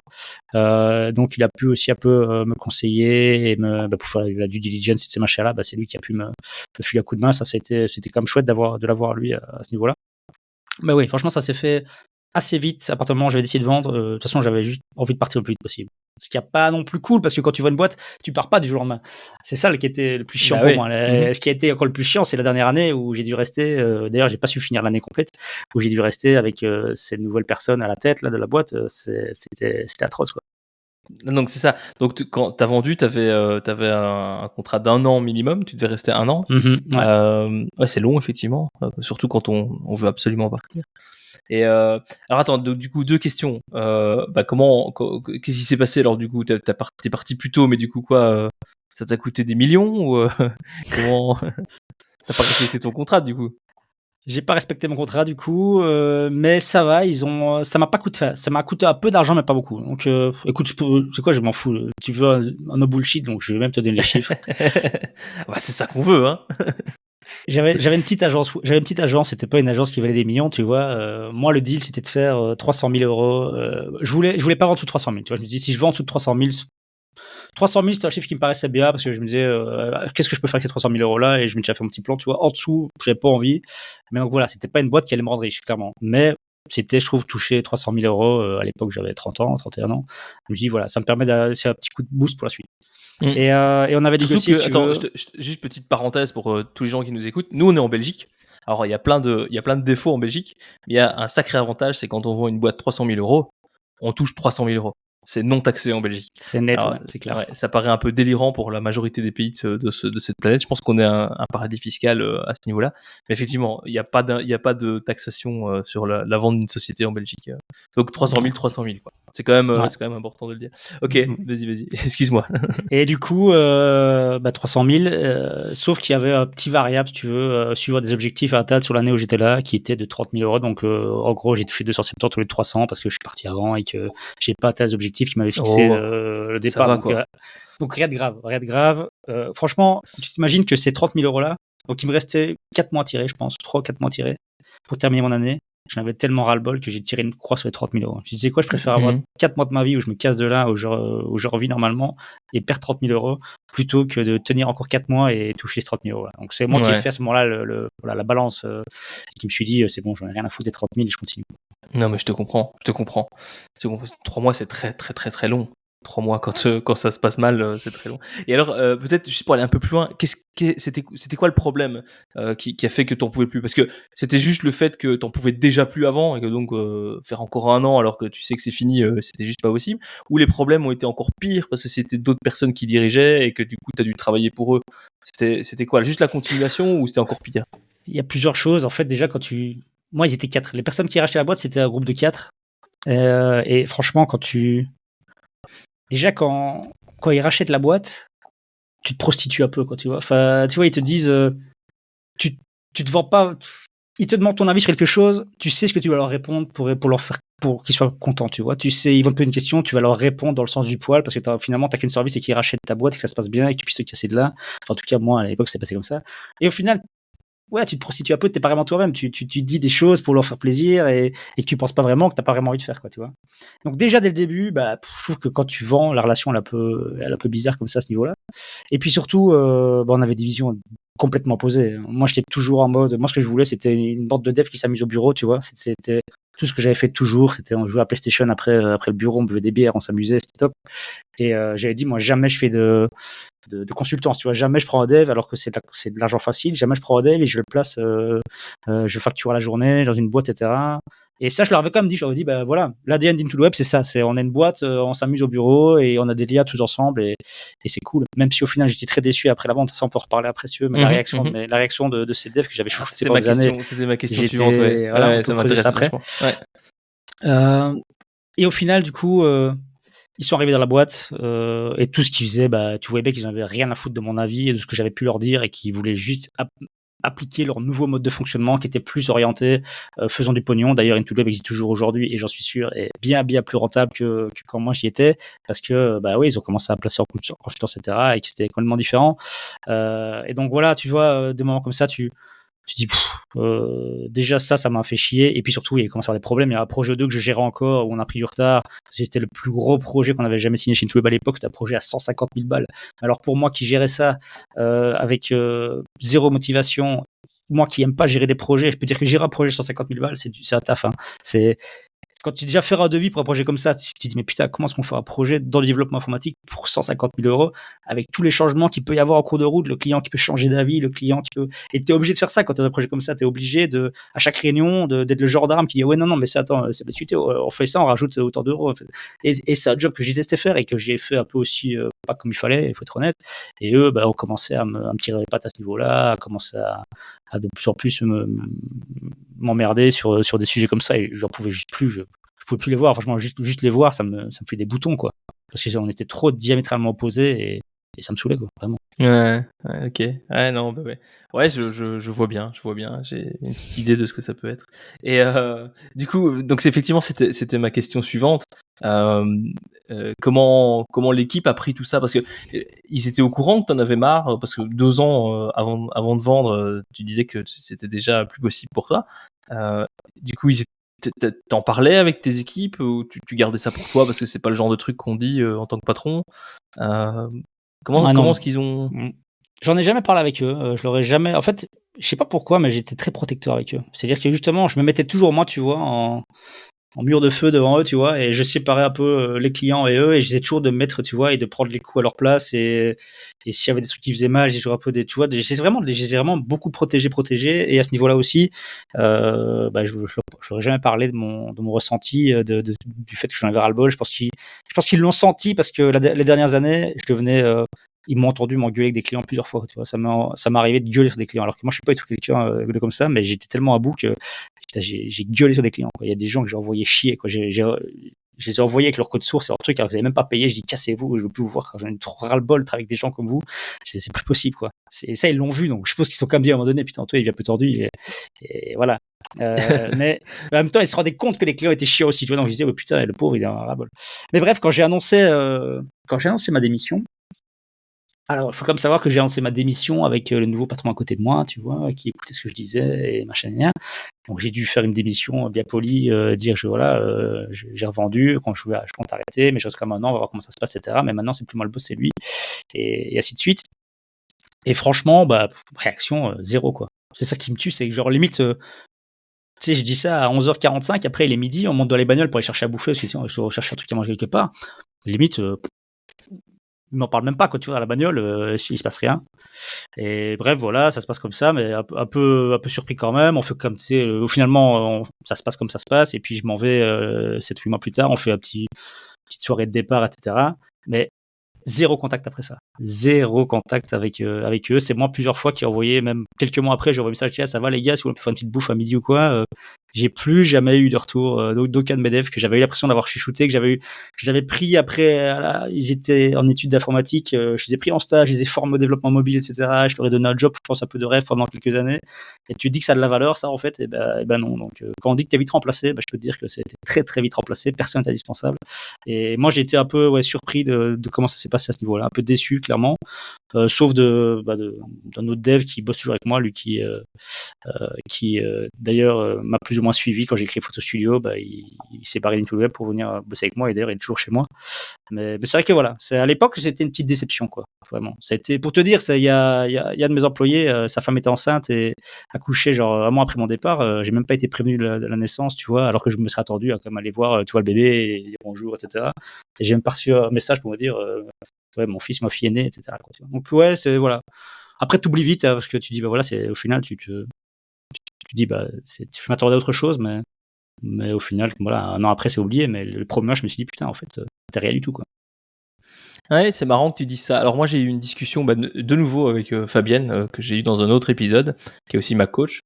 Et on a eu une discussion à propos de ça, à propos de comment réagissent les employés, parce qu'elle a aussi vendu sa boîte, Bister. Et enfin bref, je me souviens avoir eu une discussion avec elle, pas dans le podcast, mais hors podcast. Et elle, ce qu'elle me disait, c'est que en fait, ce qu'il faut pas oublier aussi, c'est que les employés, eux, ils restent dans le bateau. Ils ont des nouveaux patrons. Ils ont des nouvelles personnes à qui ils doivent rendre des comptes. Et je pense que Fabienne, elle te dirait que c'était une réaction assez normale, en fait, pour en avoir parlé avec elle. C'est que oui, forcément, ils doivent se réadapter et ils doivent le faire très vite. Et donc, littéralement, oui, dans l'heure, ils ont eu de nouveaux patrons et donc très très vite, ils se sont tournés vers quelqu'un d'autre en réalité. Je te dis ça parce que je te sens un tout petit peu aigri par rapport à ça. C'est peut-être en fait tout à fait normal. Il y a peut-être rien de personnel et c'est peut-être une réaction normale des gens qui eux restent dans le bateau pour qui rien ne change en réalité. Enfin si, il y a des choses qui changent, c'est-à-dire ils se retrouvent avec un autre patron qu'ils connaissent pas. Mais en tout cas, ils doivent continuer, quoi. Ils doivent continuer. Alors, je suis tout à fait d'accord avec toi et je m'en suis bien rendu compte, même bien avant ça. Je t'expliquais pourquoi, mais c'est clair. Quand il y a une situation, il y a toujours deux côtés, quoi. Toi, tu le vis de ton point de vue. Les autres le vivent du leur. Ils ont probablement été très déçus, en fait. Hein. Ils m'en veulent. Ça se trouve, ils m'en ont voulu. De dire, mais putain, pourquoi ils nous lâchent, cet enfoiré? On était bien dans notre boîte là. Ils viennent nous taper un patron qui a l'air chiant, qu'on n'aime pas. Et en fait, ça se trouve, ils m'en voulaient juste. C'est peut-être le cas. Ils avaient peut-être bien raison. Hein. Mais ouais. Il n'y a rien à faire. Dans chaque situation, il y a deux points de vue. Et je m'en étais rendu compte déjà bien plus tôt. Tu sais, comment j'étais dans le jus à gérer des paiements en retard et à parfois me dire, mais putain, comment est-ce que je vais payer tout le monde ce mois-ci parce que j'ai deux personnes qui n'ont pas payé et qu'il y a un développeur une fois qui est venu me faire une crise parce que je lui devais 30 balles depuis 6 mois que je n'avais pas encore payé, tu vois. Cette situation-là, ça m'a permis de me rendre compte à quel point il n'y a rien à faire. Dans une situation, il y a deux points de vue. Toi, tu avais ton point de vue patron où tu étais dans le stress total et l'autre, il vient te faire une crise parce que tu lui as 30 balles, ce qui est normal. Tu lui as 30 euros, tu as 30 euros. Ça faisait 6 mois que je lui devais, je sais même plus pourquoi c'était, chèque, je sais pas quoi, enfin bref. Et il m'a fait mais vraiment un caca nerveux incroyable. D'ailleurs, je suis renvoyé chez lui ce jour-là. Je dis, écoute, va te calmer, tu m'énerves, quoi. Limite, il m'insultait parce que je vais 30 balles, tu vois. Et il s'est excusé platement pendant des années qui suivaient et il était très mal à l'aise. Mais c'est vraiment la situation où j'ai eu des déclic. Je me dis, en fait, dans la vie, tout le temps, en fait, il faut toujours se mettre des deux côtés. et pas juste voir effectivement ta vision. Toi, tu dis, mais putain, ouais, moi je suis là, je me fous à tous les sens pour eux, et lui il râle pour 30 balles, bah ouais, mets-toi de son côté, et lui, il a peut-être ses problèmes à lui, ses 30 balles c'est important pour lui, et c'est un manque de respect de ta part de pas lui avoir filé plus tôt, et voilà quoi, tu vois. Ouais, non, mais bien sûr, elle a toujours deux faces à une même pièce, c'est certain, quoi. C'est certain. Et je pense que forcément, dans la vente d'une société, surtout s'ils étaient au courant de rien, qu'ils ont tout découvert le jour même, enfin, moi, je me mets à leur place, ça doit être un peu perturbant, en tout cas, ou en tout cas, même gênant, hein. Je sais pas trop comment moi je réagirais, tu vois. Qu'est-ce que tu dis dans ces cas-là? Est-ce que. Ouais. Non, mais c'est clair, c'est clair. Après, ce que tu dis là aussi, c'est qu'en fait, être entrepreneur, c'est aussi un job très solitaire, en fait, hein. C'est clair. Surtout Ouais. pour moi qui ai jamais voulu d'associé, quoi. J'ai jamais eu d'associé dans ma vie. J'ai toujours voulu J'allais te lancer faire là-dessus. les choses. Ouais. Et c'est vrai que ouais, c'est solitaire, c'est clair. Il faut pas se mentir. C'est parfois difficile de prendre un peu de recul, d'avoir des personnes. D'ailleurs, c'est ça qui est cool que nous on est en contact, on se voit pas hyper souvent, mais quand on se voit, on peut parler de sujets, on peut être franc sur des sujets, et c'est cool parfois de se rendre compte que des choses que toi tu ressens et que tu vis, en fait, c'est pas parce que t'es complètement à côté de la plaque, mais qu'une autre personne qui a le même profil les ressent aussi. Mais oui, c'est clair que. Et c'est pour ça, là, j'en reviens au côté une relation sérieuse depuis que je suis jeune avec ma femme qui est un pilier dans ma vie. Ma femme m'a beaucoup aidé sur plein de points, justement par rapport à ça, par rapport à pas m'enfermer dans le boulot, par exemple, tu vois. Je veux dire, into the hub, il y a des moments où j'aurais pu, et j'aurais dû, j'avais pas envie, mais j'aurais dû bosser des nuits entières, etc. Ma femme a toujours mis un cadre à ça, tu vois. Elle m'a mis un cadre, dit, tu sais quoi, t'es à la maison, tu bosses pas, quoi. C'est le soir, tu rentres du travail, tu bosses plus. Le week-end, on est en famille, tu bosses pas. Ma femme, elle est comme ça sur tout, tu vois. Elle est comme ça sur. Il est 22h30, on va se laver ensemble, on va prendre la douche, on va dormir ensemble, tu vois. Tu vas pas sur ton ordi jusqu'à 3h du matin pour bosser sur un truc ou jouer à un jeu vidéo, tu vois. Elle a toujours été comme ça, un peu à me. Et finalement, c'est pas. Je me sens quand même seul l'entrepreneuriat parce que c'est pas entrepreneuse, etc. Mais au moins, tu vois, je sais que, ok, dans mon boulot, moi, je suis focus sur mes trucs, mais quand je suis à la maison et dans le reste de ma vie, là, je suis pas seul du tout. Au contraire, je suis très bien accompagné, tu vois. Et ça fait comme beaucoup de bien aussi d'avoir vraiment ce pilier, quoi. Mais oui, par rapport à l'entrepreneuriat, c'est pour ça que je pense qu'un podcast comme le tien peut faire beaucoup de bien aussi et peut aider pas mal de personnes. D'ailleurs, moi, Mature Dev, à l'époque, c'est incroyable les retours qu'on peut avoir quand on fait un podcast qui parle aux gens. J'avais tous les jours des messages de gens qui me remerciaient, qui me disaient que c'était génial ce que je faisais, etc. Donc, je pense que ton podcast va aussi beaucoup dans ce sens-là, va pouvoir peut-être aider les entrepreneurs à se sentir moins seuls. Après, il y a peut-être des gens moi, je suis admiratif des gens qui arrivent à trouver un associé à qui ça se passe parfaitement et qui arrivent à créer cette relation, ou parce qu'il n'y a rien à faire. Tu peux pas être associé et pas avoir d'engueulade et pas avoir de moments où t'es pas d'accord, etc. Mais moi, je sais pas, j'ai l'impression que j'ai trop cette mentalité, tu vois.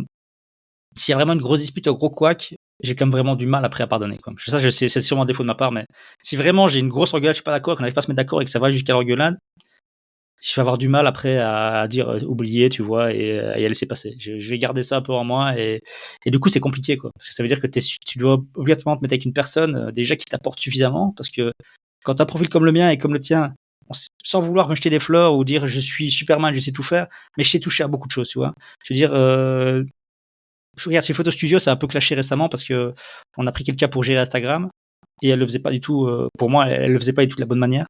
Et tu vois, je suis pas le genre de patron qui dit ouais, c'est bon, publie 3 posts sur Instagram, c'est des trucs complètement bidons juste pour dire qu'on est dessus, tu vois. Moi, j'ai une vraie stratégie, j'ai du vrai contenu qui apporte de la vraie valeur et qui va vraiment permettre de nous développer. Et là, c'était pas le cas, voilà, j'ai dû à un moment donné, tu vois, mettre les choses au clair, etc. Mais bref, quand t'as toutes ces compétences, il faut déjà que l'associé qui soit en face de toi, tu vois, et puis vraiment t'amener une plus-value, je trouve, dans quelque chose que t'as pas. Et moi, finalement, aujourd'hui, je me rends pas, je sais pas très bien dans quoi on pourrait vraiment me donner un gros coup de boost et vraiment m'aider. À part que ce soit quelqu'un vraiment, tu vois, on se dit, on fait 1 million d'RR, on veut passer à 10 et on veut vraiment scaler et aller vraiment sur des beaucoup plus gros. Où là, j'en ai jamais fait, tu vois, j'ai aucune compétence là-dedans. Et j'ai toujours du mal à le faire tout seul parce que simplement c'est même peut-être inimaginable pour moi, tu sais. Mais voilà, je crois que trouver un vrai associé pour moi depuis le début, ça a été difficile parce que il aurait vraiment fallu quelqu'un qui m'apporte beaucoup et ouais, j'aurais simplement eu du mal. Je sais plus, toi t'as été associé une fois. Bah écoute, ouais, c'est intéressant. Donc moi aujourd'hui j'ai plus. Alors j'ai des gens qui sont au board avec moi, mais aucun d'eux n'est actif. Donc je suis seul à prendre les décisions au quotidien. Je suis majoritaire aussi au niveau départ. Et et je pense que c'est effectivement comme ça que je me sens le mieux, à prendre les décisions seul. Mais effectivement, j'ai pas toujours fait ça. Donc moi, j'ai commencé aussi par une agence comme toi, qui s'appelait Pepper and Coffee, avec qui j'étais associé à 50-50 avec une autre personne. Ça n'a jamais clashé, ça n'a jamais été un problème. Mais pour avoir essayé les deux,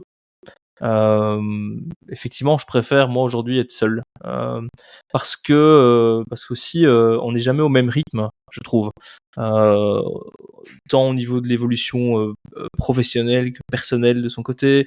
Euh, Tu vois, t'en as un qui a des enfants, l'autre n'en a pas, et puis on n'a pas les mêmes envies au même moment. Et donc du C'est coup, clair. on a vite tendance à reprocher des choses à l'autre parce qu'il a pas le même niveau d'implication. Et donc finalement, j'ai l'impression moi que ça crée plus de bruit qu'autre chose. C'est finalement c'est des sujets à se disperser, enfin en tout cas à se défocus. Et on n'en a pas besoin en fait. On en a pas besoin.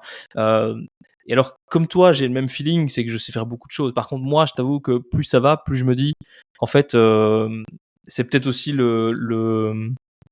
comment dire, c'est peut-être aussi le fait de pas savoir déléguer qui fait que je suis toujours tout seul. Moi, je le vois parfois comme un problème, tu vois, de me dire j'ai envie de tout contrôler parce que je suis un peu perfectionniste aussi, ce qui à mon avis est plus un défaut qu'autre chose dans ce qu'on fait. Et donc moi, je le vois comme un truc à travailler, tu vois, le fait que je me C'est ça. sente mieux tout seul qu'avec des autres. Donc il y a associer et puis il y a savoir s'entourer, tu vois, c'est pas forcément la C'est même clair. chose. Associer, je pense que j'en ai pas besoin, t'as raison. Mais savoir s'entourer, par contre, là, c'est vraiment important. Même dans une petite boîte, on peut pas tout faire.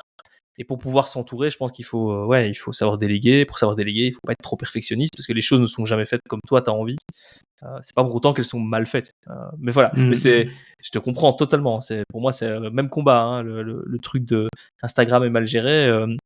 Je vois, je vois très très bien de quoi tu parles. Je suis comme toi, quoi. Ça va vite me rendre fou de voir que c'est pas fait exactement comme j'ai envie. Mais je vois ça Ouais. comme un problème, tu vois. Moi, je pense que c'est un truc sur lequel on devrait travailler. Écoute, moi j'ai quand même travaillé, je pense que j'arrive aujourd'hui à pas mal déléguer, mais il faut que je fasse confiance, il faut que la personne fasse ses preuves, quoi. C'est-à-dire que à partir du moment où que ce soit les devs, que ce soit d'autres personnes, je vais déléguer. Si je vois que ça va dans le bon sens, je vois la personne est motivée, qu'elle bosse bien, etc. Pas de souci, je te fais confiance, vas-y, je vais pas te contrôler après, avoir tout se passe bien. Par contre, si pendant les premiers mois tu vois directement qu'il y a des gros manquements, des choses qui se passent pas bien, ça va directement me bloquer. Et là, bah, autant avant, j'aurais pu parfois, tu sais, essayer de pas vexer les gens, etc., un peu noyer le poisson. Autant là maintenant, j'hésite plus justement à être cash et à dire, écoute, non, c'est pas, ça me va pas, c'est pas comme ça. Et soit tu t'adaptes, soit bah, on arrête en fait, et puis c'est tout, quoi. Mais juste pour terminer sur l'histoire de l'associé, j'ai quand même eu un associé une fois dans ma vie parce que j'ai créé une agence web quand j'étais aux études, donc quand j'avais 19-20 ans. On a créé une agence web avec un pote. On avait d'ailleurs pas mal de clients dans le web, etc. Mais très vite, lui, justement, ça revient, genre, ce que tu disais, on n'est pas tous au même stade dans notre vie. Lui était à la base comme moi, on faisait des études de dev, mais il a switché sur la sécurité réseau, etc. Et tu vois, moi, j'ai senti que je continuais à progresser sur le dev et lui, bah, complètement switché. Et que j'ai senti que nos niveaux en dev et en motivation et en travail, etc., on commençait c'est moi qui faisais tout et lui, son travail diminuait, tu vois. Et là, tu te dis quoi? En fait, on est associé à 50-50 et quoi, c'est moi qui fais tout le job et quoi, on est obligé je dois lui faire des ça pour qu'il comprenne que c'est pas juste et que c'est pas faire et que ça va pas. Et donc, c'était ma première expérience en s'associant, alors que c'était un bon pote en plus. Et d'ailleurs, on se parle plus trop depuis, on est plus potes, plus potes du tout même. Et c'est dommage, tu vois. Mais ça m'a aussi permis de me rendre compte qu'on dit toujours business et amis, par exemple, c'est pas bon ménage. Ben là, c'était clairement le cas. Donc voilà, j'ai quand même eu un test, ça s'est pas bien passé. Et du coup, ouais, m'associer, je pense pas que je le referai, clairement. Ouais. Après, je pense que tu as un profil tellement indépendant. Enfin, moi, c'est ce que j'entends. Tu parles de lifestyle, de bonheur, tu mets ça avant tout, au-dessus de tout le reste. Bah, ça va aussi avec un petit côté très personnel, quoi. Tu n'as pas envie de t'encombrer de quelqu'un qui pense pas exactement comme toi ou qui pourrait te mettre des bâtons dans la roue à ce niveau-là. Moi, je trouve que c'est cohérent, quoi. C'est cohérent Ouais, que c'est clair, c'est clair. que t'aies pas Ouais, un c'est sûr. associé qui bosse comme toi. Moi, je trouve ça assez cohérent, tu vois. Même si je t'adore, par exemple, je te le proposerais pas de m'associer avec toi parce que non, mais parce que je trouve que ça serait pas très cohérent avec ta vision de la vie de manière générale, tu vois. Je pense que t'es un super gars, mais je pense que ouais, ça tirait pas, quoi. C'est normal, t'as envie d'être libre, en gros.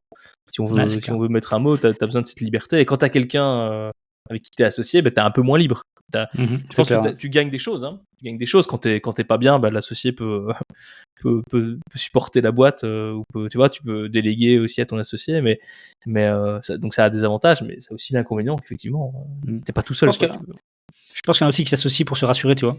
Quand tu te lances d'entrepreneuriat, si c'est surtout un premier projet, ça fait peur. Tu te dis, merde, dans quoi je me lance, est-ce que je vais y arriver, etc. Et s'associer, ça peut être parfois à moins de se dire, bah, au moins on est deux dans le même bateau et on va s'aider les uns les autres. Et parfois ça passe très bien, hein. Il y a des associés qui sont très heureux et qui feraient pas autrement.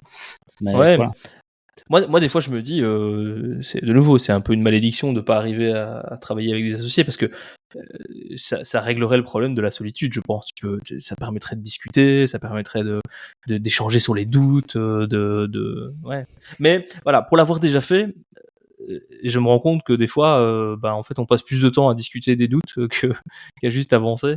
Donc, ouais, moi, en tout cas, en ce qui me concerne, ça a toujours été un petit peu trop contre-productif. Donc, mais non, cool, non, c'est bien, c'est super intéressant.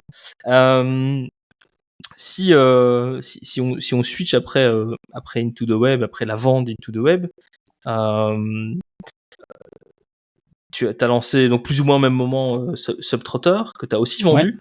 C'est ça, hein? Tout à fait. Ouais, tout à fait. Tu es un multi-entrepreneur, en fait, un entrepreneur récidiviste. Tu crées des projets et puis tu les vends. Donc, c'était pas le but, mais on peut le dire comme ça. C'était pas le but, mais ouais, on peut le dire comme ça. Et donc, mais c'est quand même intéressant, en petite parenthèse. Subtrotter, tu disais que tu l'avais vendu à une filiale de Decathlon, c'est ça? Ouais, je l'ai vendu à Decathlon, en fait. Hein. C'est à Decathlon, ouais. Decathlon, sa marque de stand-up paddle qui s'appelle Ity8, et je suis allé chez Decathlon, siège social à Hendaye, là, enfin, siège social pour les sports aquatiques. Attends, tu vas un peu vite. Tu vas un peu vite, Antoine. Donc, t'as été chez Decathlon. Comment on va chez Decathlon? On frappe à la porte, on dit bonjour. Donc, vas-y, explique-moi un petit peu, ça m'intéresse. Pour le coup, je connais même pas du tout l'histoire, parce que je pense, je sais pas si tu en avais déjà parlé, mais donc ça m'intéresse. T'as vendu un réseau social, une sorte de réseau social, c'est ça? Ouais. Donc, en gros, tu t'inscrivais sur le site, tu pouvais partager tes sessions de stand-up paddle. Il y avait même une application, etc., pour prendre tes coordonnées GPS et tous tes parcours, etc., partager des photos, partager des spots. Et c'est vraiment une grosse communauté des gens partout dans le monde qui échangeaient leurs sessions, leurs photos, et c'était bien cool, fait commenter, etc., trouver des spots, c'est vraiment super chouette. Sauf que j'ai commencé à creuser pour en fait monétiser, évidemment. Tu sais, à un moment donné, c'est bien beau de faire ça pour le fun, mais à un moment donné, moi, je voulais évidemment gagner ma vie avec. Surtout que ça collait avec la fin d'Into the Web. Tu vois, je me suis dit, est-ce que je peux arrêter Into the Web et switcher à full time sur Subtrotter? Et en fait, je me suis rendu compte que c'était compliqué, dans le sens où, par exemple, je pensais que le budget pub des marques était super élevé, en fait pas du tout. C'est un sport qui avait tellement vite grandi qu'il y avait des tonnes de marques qui s'étaient lancées et leur budget com était devenu de plus en plus rikiki. Et donc, par exemple, juste avec de la pub, c'était compliqué. Donc j'ai testé d'autres business models, hein. Je vais mettre en évidence plein de choses, mais je pouvais gagner de l'argent. Allez, je pouvais faire 2000 € par mois. Là, je parle en chiffre d'affaires, hein, pas en salaire net. Je pouvais faire 2000 € de chiffre d'affaires, mais aller beaucoup plus haut. Je sentais bien que ça allait être galère et ça me motivait pas. Le challenge me motivait pas plus que ça. Et donc, j'ai décidé, pareil, quand j'ai vendu Into the Web et j'avais Subtrotter, je me suis dit, allez, je me donne un mois pour voir si j'arrive à faire quelque chose. Bon, je pense que c'est trop limité, donc je vais arrêter aussi. Et il se trouve que 3 mois avant, j'avais eu une proposition de rachat par une grosse marque de stand-up paddle où les gens m'avaient dit, ouais, on adore ton projet, etc. On a bien racheté, tout. Est-ce que t'es partant? J'ai dit, bah, évidemment, ouais. Et puis là, par contre, tu vois bien que niveau budget, c'était, ouais, on voulait racheter, mais c'était plutôt un rachat collaboration qu'ils voulaient. Donc, ils voulaient peut-être me mettre, je sais pas moi, 10 000 balles et me dire, on te paye 10 000 et puis après, bah, tu continues à bosser pour nous un jour ou deux par semaine, tu vois. Donc, c'est un business. J'ai envisagé ce business model. Ça me permettait, tu vois, vu que j'avais plus rien, j'avais Into the Web, je reste 2 jours par semaine indépendant, je continue à bosser sur le site que j'aime bien, etc. Je suis payé par eux et puis je fais autre chose à côté. Je me suis dit, est-ce que je le fais? Oui, non. Et je me suis dit, au final, j'ai réfléchi, je dis non, ça m'intéresse pas plus que ça. Et puis, en fait, tu dis que tu as parlé de la chance, que parfois il fallait avoir un peu de chance. Il se trouve que j'étais prêt à fermer le site. Hein. J'étais prêt à dire, c'est bon, j'en ai marre, je stoppe tout. J'étais prêt à appuyer sur stop sur le serveur carrément. Et puis je me suis quand même dit, ouais, attends, il y a des mecs qui sont là depuis des années, ils ont partagé des tonnes de photos, et je vais quand même prévenir, je vais envoyer un petit email pour dire, les gars, dans une semaine, je ferme le site. Si vous voulez récupérer des photos, récupérez-les, etc. Parce que voilà, quoi, c'est un peu con. Et j'envoie cet email. Et sauf que je reçois une réponse à ma newsletter, si j'avais quand même 30 000 abonnés à ce jour-là, je sais pas, un truc comme ça. Et je reçois une réponse, je reçois pas de réponse de gens qui râlent, etc. Mais bref, je reçois surtout une réponse qui m'intéresse. Et là, je vois un mec de chez Ity8, justement, donc la marque de chez Decathlon, qui me dit, Anthony, non, fais pas ça, t'es con. Enfin, presque dans ces mots-là, mais Anthony, non, ferme surtout pas. Nous, on adore ton site. Appelle-moi, on va trouver une solution. Et du coup, j'ai appelé les gars de chez Decathlon et on a discuté ensemble. Et eux étaient plutôt en mode comme les autres. Donc dire, ouais, écoute, on peut te mettre un petit montant et tu bosses avec nous pour continuer à le gérer, parce qu'une façon, on ne saura pas le gérer, on n'a pas de dev qui connaît, enfin, tu vois, qui peut faire ça, etc. Parce que tu vois, c'est Decathlon, mais ça reste une unité de Decathlon. C'est oui, ils sont indépendants, tu vois, enfin, ils font partie du groupe, mais ils ont leur budget, etc. Ils ont leur boîte à gérer dans Decathlon, quoi, tu vois. Au final, on se dit, il me dit, tu sais quoi, viens nous voir à Hendaye, parce qu'ils ont le siège social Decathlon pour tout ce qui est sport de glisse, etc., et sport d'eau, etc. Et Hendaye, un bâtiment incroyable dans le sud de la France, là, dans le sud-ouest, à la frontière espagnole, un truc de dingue. Et il me dit, vas-y, viens me dire bonjour. Et moi, c'était l'occasion d'aller faire un peu de paddle et d'aller, tu vois, d'aller m'amuser, de faire un petit voyage avec ma femme. Donc, on est parti là une semaine et je suis allé chez Decathlon. On a discuté sur les possibilités, tout ce qui était envisageable de faire, etc. Et au final, j'ai conclu que pareil, que je voulais pas rester appliqué dans le projet. Donc, il me proposait aussi, tu vois, genre de bosser, je sais plus, 7 jours par semaine ou autre. J'ai dit, et on s'est mis d'accord sur un petit montant, 30 000 balles pour de nouveau être complètement transparent. Et pour 30 000 balles, en gros, ils ont racheté le projet, quoi. Ils ont accès à tout. Mais ce qui les intéressait vraiment, c'est la base de données, parce que quand tu vas au magasin Decathlon, ils proposent, justement, tu es nouveau en paddle, tu vas acheter une planche, ils vont te dire, tu vas faire de la région, tiens, regarde, il y a des spots là-bas, etc. Et moi, j'avais toutes les coordonnées GPS et tous les parcours, toutes les balades, tout ça que mes membres avaient créé depuis des années, en fait. Et donc j'ai vendu ce projet. Ça a pris 1 an parce que c'est Decathlon derrière, donc t'imagines même pas la paperasse, les conneries. Moi, j'ai pas dû faire grand chose, mais eux, le temps qu'ils aient, tu vois, qu'ils fassent les papiers avec Decathlon, machin, ils me renvoient. C'était un bordel sans nom. Et au final, ils ont même pas repris ils voulaient absolument reprendre le site, mais c'était trop compliqué. Et donc ils ont arrêté le site et ils ont repris uniquement la base de données. Ils ont fait ce qu'ils voulaient faire avec, quoi. Donc voilà, ça, c'est la petite histoire de comment c'est avant. Donc tu vois que tu dis serial vendeur, serial entrepreneur, serial vendeur. Ouais, j'ai vendu, je peux dire que j'ai vendu à Decathlon, ce qui est comme cool en soi, il y a pas grand monde qui fait ça, mais c'était 30 000 balles, quoi. C'était pas, j'ai pas fait 2 millions en vendant ma boîte à Decathlon, non. Ouais. On est très très loin de là, quoi. T'as récupéré les 30 000 que t'as pas eu parce que t'es parti après la vente d'Nintendo Web. Exactement, c'est ce que je me suis dit, c'est que c'est quoi finalement, j'y vais 300 000. Voilà, c'est ça. Non, mais c'est bien. Sauf c'est que bien. là, par contre, la petite nuance, c'est que ces 30 000, j'ai dû les facturer parce que je vendais pas ma boîte, tu vois. C'était un projet perso, j'avais pas une boîte derrière, donc j'ai fait une facture avec ma boîte de gestion à Decathlon pour ces 30 000 balles et voilà. Donc c'était pas 30 000 net dans ma poche, mais voilà. Parce qu'en Belgique, on est quand même taxé. Ouais, quand on facture du chiffre d'affaires, là, on est quand même taxé. Ok, non, mais c'est bien, mais c'est cool parce qu'en fait, moi, ce que je trouve vachement intéressant, c'est qu'en fait, on peut en side project développer quelque chose de super sympa, s'éclater en tant que dev. Là, t'étais tout seul dans Subtrotter, pas d'employé. Vraiment, non. Ouais. Et on peut quand même en tirer de l'argent parce que l'air de rien, nous on est là 30 000, c'est pas non plus 2 millions, mais c'est quand même 30 000 euros. Hein, c'est quand même, il y a quand même moyen de se faire plaisir. Il y a des gens qui gagnent ça. Peut-être je sais plus maintenant, peut-être un peu moins maintenant, mais il y a quand même des gens qui gagnent ça sur une année, quoi. Donc, c'est clair.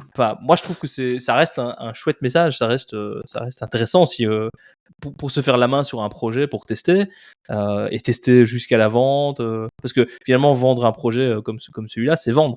C'est aller vendre à Decathlon.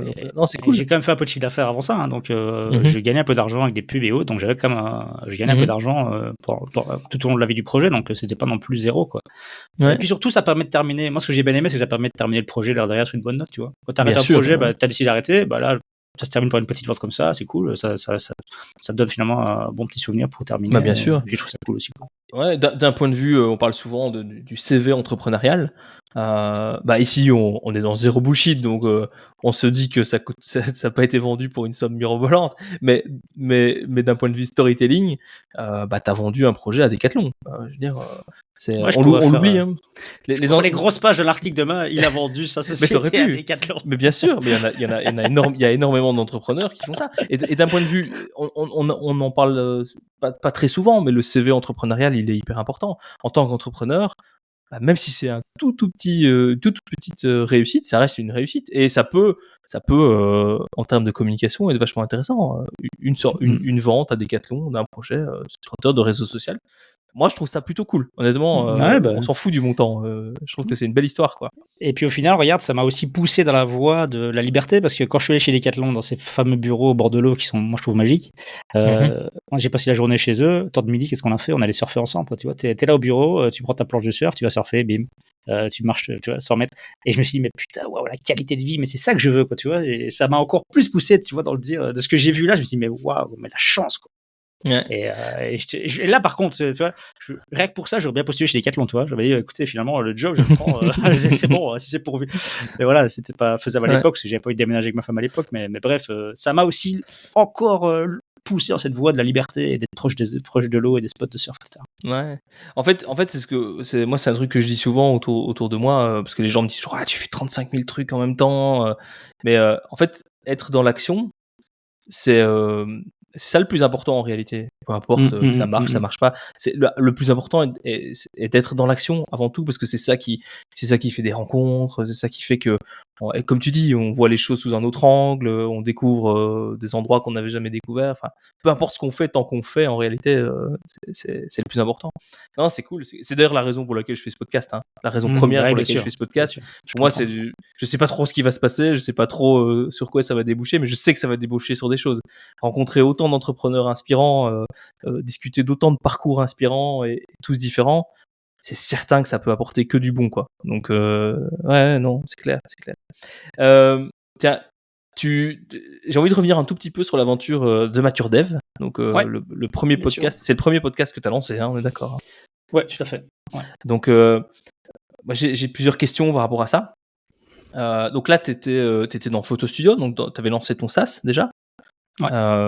Et pendant que tu faisais ton SaaS, tu t'es dit, tiens, je vais lancer un podcast qui parle aux développeurs, c'est ça, hein? Ouais, c'est bien. L'idée, c'était de se dire. Moi, j'aime bien les niches. J'aime bien aller dans des petites niches parce que je trouve que c'est rien à faire, c'est là que tu te démarques le plus. C'est pas au hasard si je me suis lancé avec Photo Studio d'abord dans les photographes, qui est une niche, et en plus les photographes francophones, tu vois. Et pareil, j'aurais pu faire un podcast sur l'entrepreneuriat, mais je me suis dit, vraiment, ma vraie plus-value que je pourrais apporter aux gens, c'est en parlant aux devs qui veulent entreprendre, parce que je suis un dev et qui est entrepris, donc je trouve ça encore plus, tu vois. De nouveau, tu limites un peu ton scope parce que il n'y a rien à faire, tu touches moins de monde, mais au moins les gens que tu les touches, ça veut dire en plaqueur, parce que c'est ton histoire, ça peut être la leur, et ça colle parfaitement. Mais donc, ouais, j'ai lancé ça, j'ai oublié la question de base, mais j'ai lancé ça quand j'étais toujours chez Photo Studio, c'est ça. Ouais, bah, alors il n'y avait pas vraiment de question, hormis le fait de valider que tu avais lancé ça pendant que tu étais dans Photo Studio. Mais la question, du coup, c'est bah, qu'est-ce qui a fait que tu t'es dit, tiens, je vais lancer ça, et spécifiquement ça? C'est quoi t'as ressenti ce besoin enfin, c'est quoi la raison, quoi, que Ok, un jour en tu fait, t'es levé, tu t'es dit, tiens, ouais. je vais faire un podcast pour les devs qui veulent entreprendre. Pourquoi? Ouais. Alors, il y a deux raisons principales. La première raison, c'est que j'en avais marre d'entendre des devs se plaindre de ouais, j'ai une idée, j'ai une super idée, je vais faire ça, j'ai une super idée, je vais faire ça. C'est typiquement dev, ça, je sais pas toi, mais des devs qui te disent j'ai des idées, je vais les faire, mais j'entendais plein tout le temps. Et surtout, un jour, je me suis dit, mais attends, mais qui est-ce qui a vraiment fait ça dans les gens que je connais, en fait? Par exemple, si je repense à mes secondaires, à tous les gens que j'ai rencontrés au cours de ma vie, etc. Qui est-ce que je connais qui est devenu entrepreneur? Et là, je me suis dit, je pense Vincenzo, mais maintenant, Vincenzo, je t'ai rencontré via le boulot par après, tu vois, c'est quelqu'un qui était déjà entrepreneur, on s'est rencontrés parce qu'on est entrepreneur, tu vois. Mais qui, finalement, dans mon entourage, dans mon cercle de gens que j'ai rencontrés au cours de ma vie, a entrepris, et je me suis dit, mais en fait, il n'y a personne. Je connais personne, pourtant, j'ai parlé avec plein de devs, tous ces devs-là, ils avaient des idées, ils avaient de faire des choses, et ils y sont jamais arrivés, quoi. Ça, c'était la première raison, c'était de me dire, mais ces devs, ils ont de l'or entre les mains, je le pense vraiment, mais ils vont pas au bout des choses, ils sont un peu perdus, et ils ont un peu besoin, j'ai l'impression qu'on les prenne par la main pour finalement les amener à la bonne direction. Et l'autre chose, c'était que j'en avais marre à chaque fois, je sais pas toi, ça va t'arriver aussi, mais quand je me présente, quand quelqu'un me demande de me présenter, ou même quelqu'un qui me connaît, qui me parle de mon parcours, j'entends très souvent « Waouh, t'as du bol. Waouh, t'as de la chance. Waouh, t'as ta boîte, tu habites à Fouerté 3 mois par an. Putain, mais t'as de la chance. Ah, t'as une maison à Fouerté, mais putain, le bol. » Et j'en avais marre un peu d'entendre ça aussi, tu vois, de dire ouais, j'ai de la chance, t'as raison, j'ai de la chance, sûrement. Parce qu'on sait tous que, tu sais, moi, il y a une image que j'aime bien, c'est ce fameux iceberg, tu sais, où tu vois la pointe de l'iceberg sur de l'eau, et au final, on voit pas tout ce qu'il y a en dessous, enfin, bref. Et c'est ces deux choses-là. C'est d'un côté, j'avais envie de dire à ces gens, t'as de la chance, que bah non, il y a du boulot derrière et que ça arrive pas comme ça du jour au lendemain. Et d'un autre côté, j'avais envie d'encourager ces devs qui faisaient rien à se lancer. Et si je suis honnête, c'est aussi une des raisons qui a fait que j'ai arrêté Mature Dev, c'est que je créais plein de contenu pour les aider, justement, leur donner un peu la main et essayer de les motiver. Et au final, t'avais l'impression qu'ils que la majorité qui essaie de se lancer, je trouve, le faisait quand même malgré tout encore un peu à la 6-4-2, tu vois, sans faire les choses dans le bon ordre, etc. Et en continuant les mêmes erreurs, de se mettre à développer. J'ai une idée, je développe, alors que j'ai même pas validé quoi que ce soit. Et ça m'a aussi un peu donné envie d'arrêter. Mais ce qui m'a donné envie de commencer, c'est ça, c'est tous ces devs là, ils ont de l'or entre les mains, ils peuvent faire plein de choses, ils peuvent créer des boîtes géniales. Et même pas des boîtes, juste des projets pour eux et en vivre. Et finalement, je vais les aider, quoi. Ok, ouais. C'est vrai cette histoire de t'as de la chance. Ah, moi, on me le dit pas tant que ça, je t'avoue. On me dit pas tant que ça. T'as de la chance. Je le ressens par contre parfois. C'est vrai. Que les gens, le côté où les gens pensent que effectivement tout est simple, quoi. Ils voient pas les efforts, mais après, ouais, c'est clair. Moi, Ouais. Vas-y. J'ai un de mes meilleurs potes, hein. C'était un déclic pour un. D'ailleurs, j'ai même pas répondu parce que j'ai pas été rentré dans le débat, mais un de mes meilleurs potes qui me connaît depuis que j'ai 15 ans, qui m'a dit un jour mais toi, t'as toujours eu du bol. Hein. Tu vois, en gros, tout ce que j'ai fait, ça a toujours réussi et t'as toujours eu du bol, quoi. Alors que lui, entre guillemets, il a jamais. Enfin, il a sa vie classique de job employé, classique dans une boîte, etc. Mais il m'a dit ça un jour et je me suis dit, ah ouais, même un de mes meilleurs potes pense ça. Donc, je me suis dit, laisse tomber, quoi. Moi, c'est le genre de débat où, quand j'avais 30 ans, tu vois, peut-être que je rentrais en débat avec les gens et essayer de les convaincre, de leur faire voir mon point de vue, etc. Aujourd'hui, je rentre plus dans ce genre de débat, tu vois. Je me tracasse plus de ça. Je me dis, c'est bon, ouais, pense que tu as envie de penser. C'est quoi, je m'en fous, en fait. Ouais, bientôt 40 ans, on en a plus rien à foutre. Ouais, c'est ça. Vraiment plus rien à foutre. Ouais, c'est marrant parce que mon beau-père dit toujours ça. Et mon beau-père dit toujours ça. Il dit toujours, moi, tu sais, j'ai peut-être avoir 70 ans, il n'y a plus personne qui va m'emmerder. Hein. Alors, moi, je pense déjà pareil, déjà presque depuis 30 ans, mais à 40, c'est encore pire, quoi. Donc, ouais. Mais alors, moi aussi, j'ai 40 ans, hein, donc je vais avoir 41 cette année. Et donc, j'ai aussi évolué sur cette question-là. Moi, alors, je vois les choses un tout petit peu différemment. Moi, je pense, comme toi, j'ai pas envie de gaspiller de l'énergie à débattre avec des gens qui comprendront pas. Mais ce que je me rends compte, moi, par contre, c'est que, en fait, c'est très compliqué en réalité de se mettre à la place des autres. En fait, je me rends compte que je fais la même erreur. Moi, c'est ça que je voulais dire.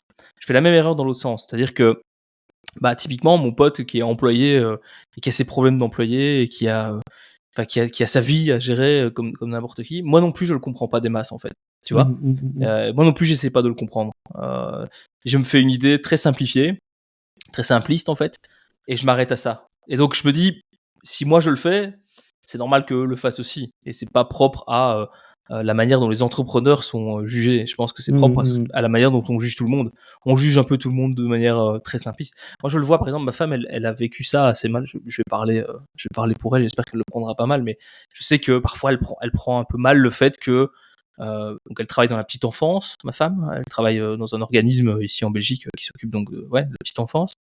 Et elle est toujours surprise par le fait que notre entourage ne lui pose pas toujours des questions quand il s'agit de la question de la petite enfance. Elle se dit, mais en fait, les gens ne comprennent pas ce que je fais, en fait.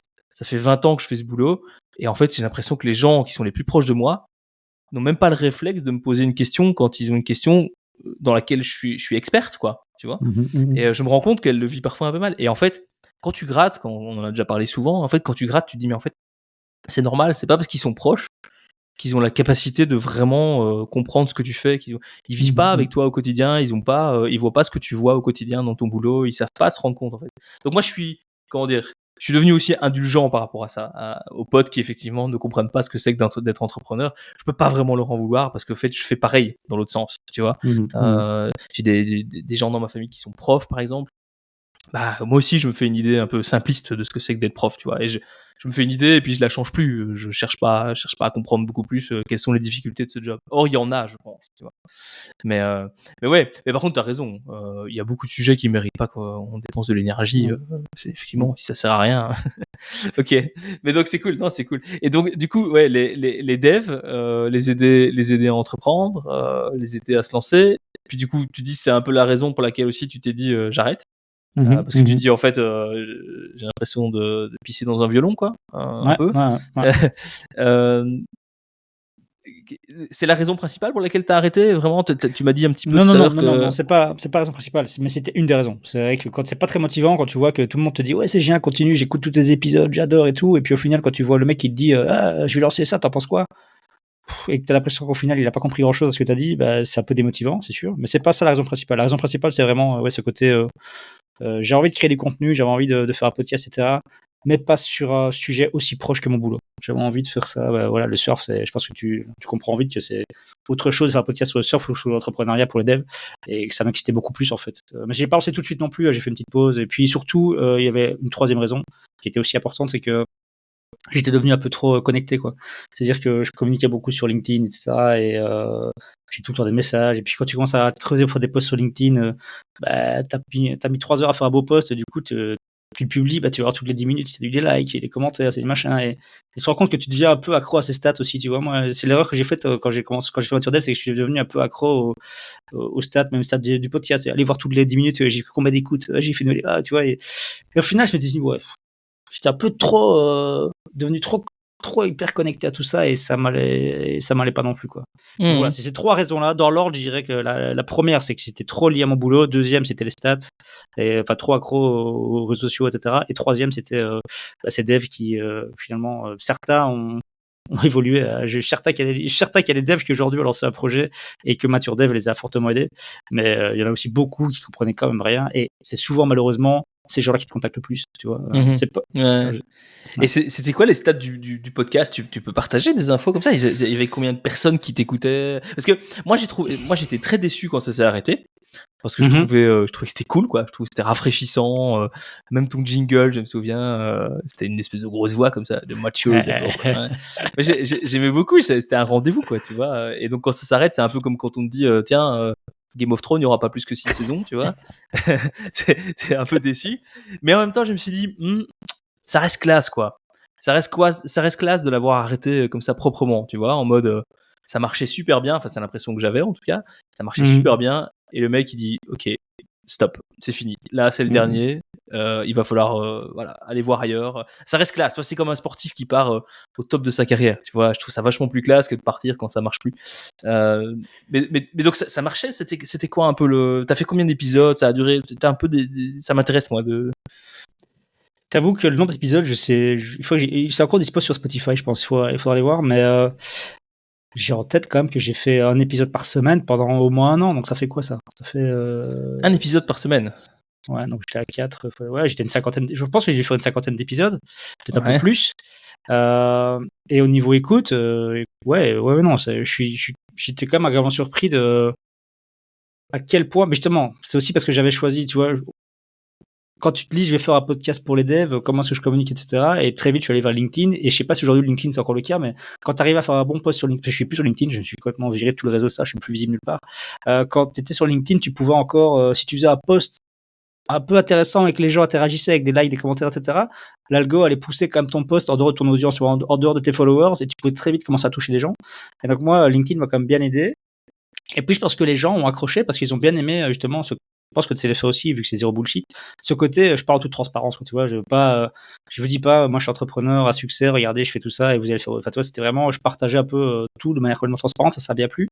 Et écoute, l'audience, il faut que je retourne voir, j'ai encore les stats, mais j'ai en tête que les épisodes étaient environ écoutés 4500 fois, quoi, tu vois, donc tu avais 4 à 5000 écoutes par mal, non? Par épisode.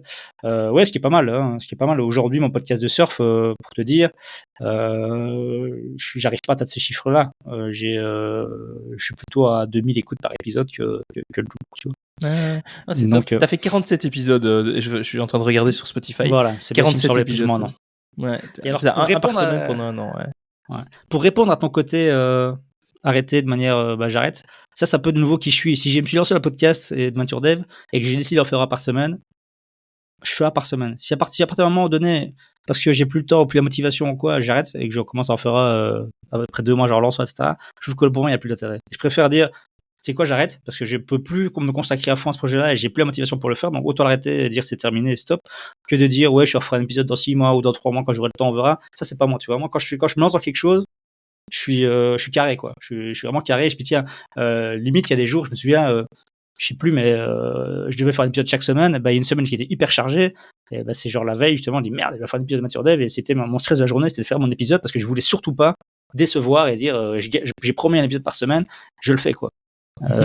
Et ça, c'était important pour moi. Donc c'est pour ça que j'ai arrêté de manière classe, comme tu le dis, parce que je savais bien que si la motivation n'était plus là, quoi. Donc, non, mais c'était Franchement, je te dis, c'est vraiment, moi j'en garde un bon souvenir, quoi. Là, ça a duré une saison, tu vois, il y a eu une saison qui a eu Ouais. un début, une fin, et c'est propre, et non, c'est cool. Mais c'est étonnant, 4000, alors moi j'ai aucune idée de ce que sont des bonnes stats de podcast francophones, nichés, j'en sais rien du tout. Mais ça m'a l'air pas mal, Écoute, 4000, ce que je peux te dire, 4500 c'est qu'à écoutes. l'époque, ce que je suivais un peu, c'était par exemple le top sur iTunes, etc., le top des podcasts. Tu avais le top 100 des podcasts d'entrepreneuriat, par exemple. Est-ce que j'étais toujours dans le top 50 ou je sais plus, tu vois, dans le top, voilà. J'étais dans cette catégorie-là, j'ai commencé à peu bien me classer. Je pense que c'est rien du tout par rapport à des podcasts comme, tu vois, Génération de It Yourself et des machins comme ça. Là, c'est rien à voir, ça brasse bien plus que ça. Donc, ça restait un podcast de niche. Mais voilà, dans le podcast, c'est quand même pas facile de se faire connaître et d'avoir des auditeurs. Donc, c'était quand même, je te dis, un beau succès. Et Ouais, surtout, je trouve. ce que j'aimais bien, c'est que c'était beaucoup d'écoutes qui se faisaient à la sortie. Quoi, tu vois. Le podcast sortait, je sais plus, c'était le vendredi. Paf, tu vois, le vendredi, tu avais 1500 écoutes la journée. Quoi, tu vois, c'était vraiment les gens. C'est ça que j'aimais, c'est que les gens attendaient, tu vois. Les gens attendaient la sortie podcast Nature Dev et c'était. Et ça, c'était vraiment cool. Ça, c'était un peu grisant de se dire, putain, en fait, les gens, ils sont. Comme tu dis, comme Game of Thrones, quoi. Il y a un épisode qui sort, tout le monde le regarde et c'était cool. C'était sympa quand même. Ouais, moi, c'est vraiment le souvenir que j'avais, en tout cas. C'était un rendez-vous, quoi. C'était cool. Après, ouais, un par semaine, c'est ambitieux, Ouais, quoi. c'est du boulot. Moi, je serais plus à mon avis, un toutes les 2 semaines qu'un par semaine. Mais de nouveau, pour pas me mettre une pression un peu trop forte et tenir sur la longueur. Mais ouais, un par semaine, c'est couillu, quoi. Ok, on est déjà à 1h30 là, de podcast. Yes. Je pense qu'il faut aussi que je me mette un peu de rigueur là-dessus, parce que sinon, ça va tout le temps déborder. Est-ce que qu'est-ce qu'on pourrait te souhaiter donc là tu es dans Photo Studio, tu as trouvé du kick, tu as trouvé une motivation, un bon équilibre, tu vas avoir 40 ans. Qu'est-ce qu'on peut te souhaiter pour les années à venir ou même pour les mois à venir, j'en sais rien. Qu'est-ce qu'on peut te souhaiter? Franchement, je pense que le mieux qu'on puisse me souhaiter, c'est la santé pour moi, ma femme, ma fille. Rester en bonne santé, parce que je sais que si on reste en bonne santé, bah, on est parti pour une vie de pur bonheur, quoi. S'il n'y a pas une merde médicale qui vient foutre le bordel là-dedans, sachant que ma femme a déjà un petit problème de santé qui nous emmerde déjà un peu, pas mal depuis quelques années. Mais voilà, moi, c'est le plus important pour moi, ce serait vraiment ça, c'est dire, bien vieillir, rester en forme, faire du surf jusqu'à mes 70 ans, surfer avec ma fille, et on puisse rester comme ça en pleine forme. Je crois que au final, c'est le mieux. C'est le mieux parce que je suis certain que si on a ça, le reste, ça va continuer à couler tout seul. Et en tout cas, je vois pas pourquoi ça changerait, quoi. Ouais, je suis assez d'accord avec toi. C'est vrai que finalement, c'est le plus important, comme on dit. Ok. C'est banal. On dit toujours c'est quand tu l'as pas que tu te rends compte de son importance. Mais ouais, nous, rien que ce qu'on vit avec ma femme pour le moment, qui est pas, voilà, c'est pas aussi horrible que certaines personnes, que les choses que certaines personnes peuvent vivre, mais c'est comme ça la diminue au quotidien et c'est déjà une énorme frustration, quoi. Donc ouais, voilà. Pour moi, Donc c'est hyper important. ouais. Bah écoute, c'est tout ce que je te souhaite, c'est tout ce que je vous souhaite. Franchement, j'espère que tout va bien aller. Et est-ce que si quelqu'un veut te parler, parce que je sais bien que il y aura plein de gens qui auront envie de te parler, hein, t'es tellement intéressant que comment on peut te contacter, parce qu'en plus t'es plus sur les réseaux, tu passes ta vie à surfer. Comment est-ce qu'on peut te contacter si on veut t'écrire ou te parler? Écoute, c'est vrai que je suis plus trop joignable. Il y a une bonne raison aussi à ça, c'est que je suis très nul là-dedans. C'est-à-dire que même mes meilleurs potes, parfois, il faut une semaine pour que je réponde à leurs messages, quoi. Parce que ouais, je suis tellement sur mon nuage un peu que c'est pas toujours simple de rester et de répondre aux gens. Si on veut m'envoyer un message, je garantis aucune réponse. Déjà, ça, faut le savoir. Ok, bon, moi c'est clair. Je préfère être honnête parce que c'est pas que j'aurais pas envie de répondre, c'est que je vais parfois lire le message et puis je vais zapper et puis c'est non, ça. mais c'est honnête. Franchement, c'est honnête. Hein. Franchement. Si vous voulez me répondre, vous me contactez, le plus simple, c'est sur Insta ou sur mon site apprentisurfer.com parce que c'est là où je suis le plus. Parce que j'ai comme un site sur lequel je vends des choses, etc. J'ai des formations en ligne et je vends des trucs, des produits et tout. Donc c'est comme là-dessus que je reste le plus joignable. Donc c'est apprentisurfer.com, surfer en français avec EUR à la fin et pas ER. Donc c'est apprentisurfer.com ou Instagram apprentisurfer. C'est là qu'on peut me suivre. À part ça. Non, et aller apprendre à faire du surf aussi. Ouais, pour tous ceux ils pourront voir ma tronche sur YouTube. Je fais quelques tutos sur YouTube. Ah, t'es sur YouTube aussi, en fait. Ils peuvent acheter mon livre sur Amazon. Ouais, non. S'il y a des surfeurs qui nous écoutent ou des apprentis surfeurs, des gens qui veulent apprendre le surf, n'hésitez pas. J'ai d'office des contenus qui pourront vous plaire. Et un peu de skate aussi, parce que je fais du surf skate, qui est un skate un peu adapté pour le surf. J'ai fait pas mal de choses là-dessus. Donc, allez jeter un œil, quoi. Ok, bah écoute, c'est super, top.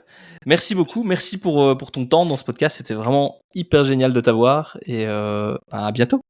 Bah écoute, merci à toi et je te souhaite plein de succès et surtout que ça dure longtemps quoi. C'est pour ça 2 épisodes par semaine c'est bien. Comme ça tu vas pouvoir t'y tenir. C'est un épisode toutes les 2 semaines. Hein. Ouais, bah si c'est un épisode pas 2 par semaine. Hein. Ah non, j'ai dit ça, j'ai dit 2 par semaine. T'as dit 2 par semaine. Un épisode toutes les 2 semaines, c'est très bien, c'est plus facile et tu vas le plus important c'est de rester sur la longueur et je te le souhaite et que ça tout se passe au mieux et que tu aies plein d'auditeurs et voilà. Allez, je te remercie. À la prochaine. Salut. On stage, Vincenzo, Wunser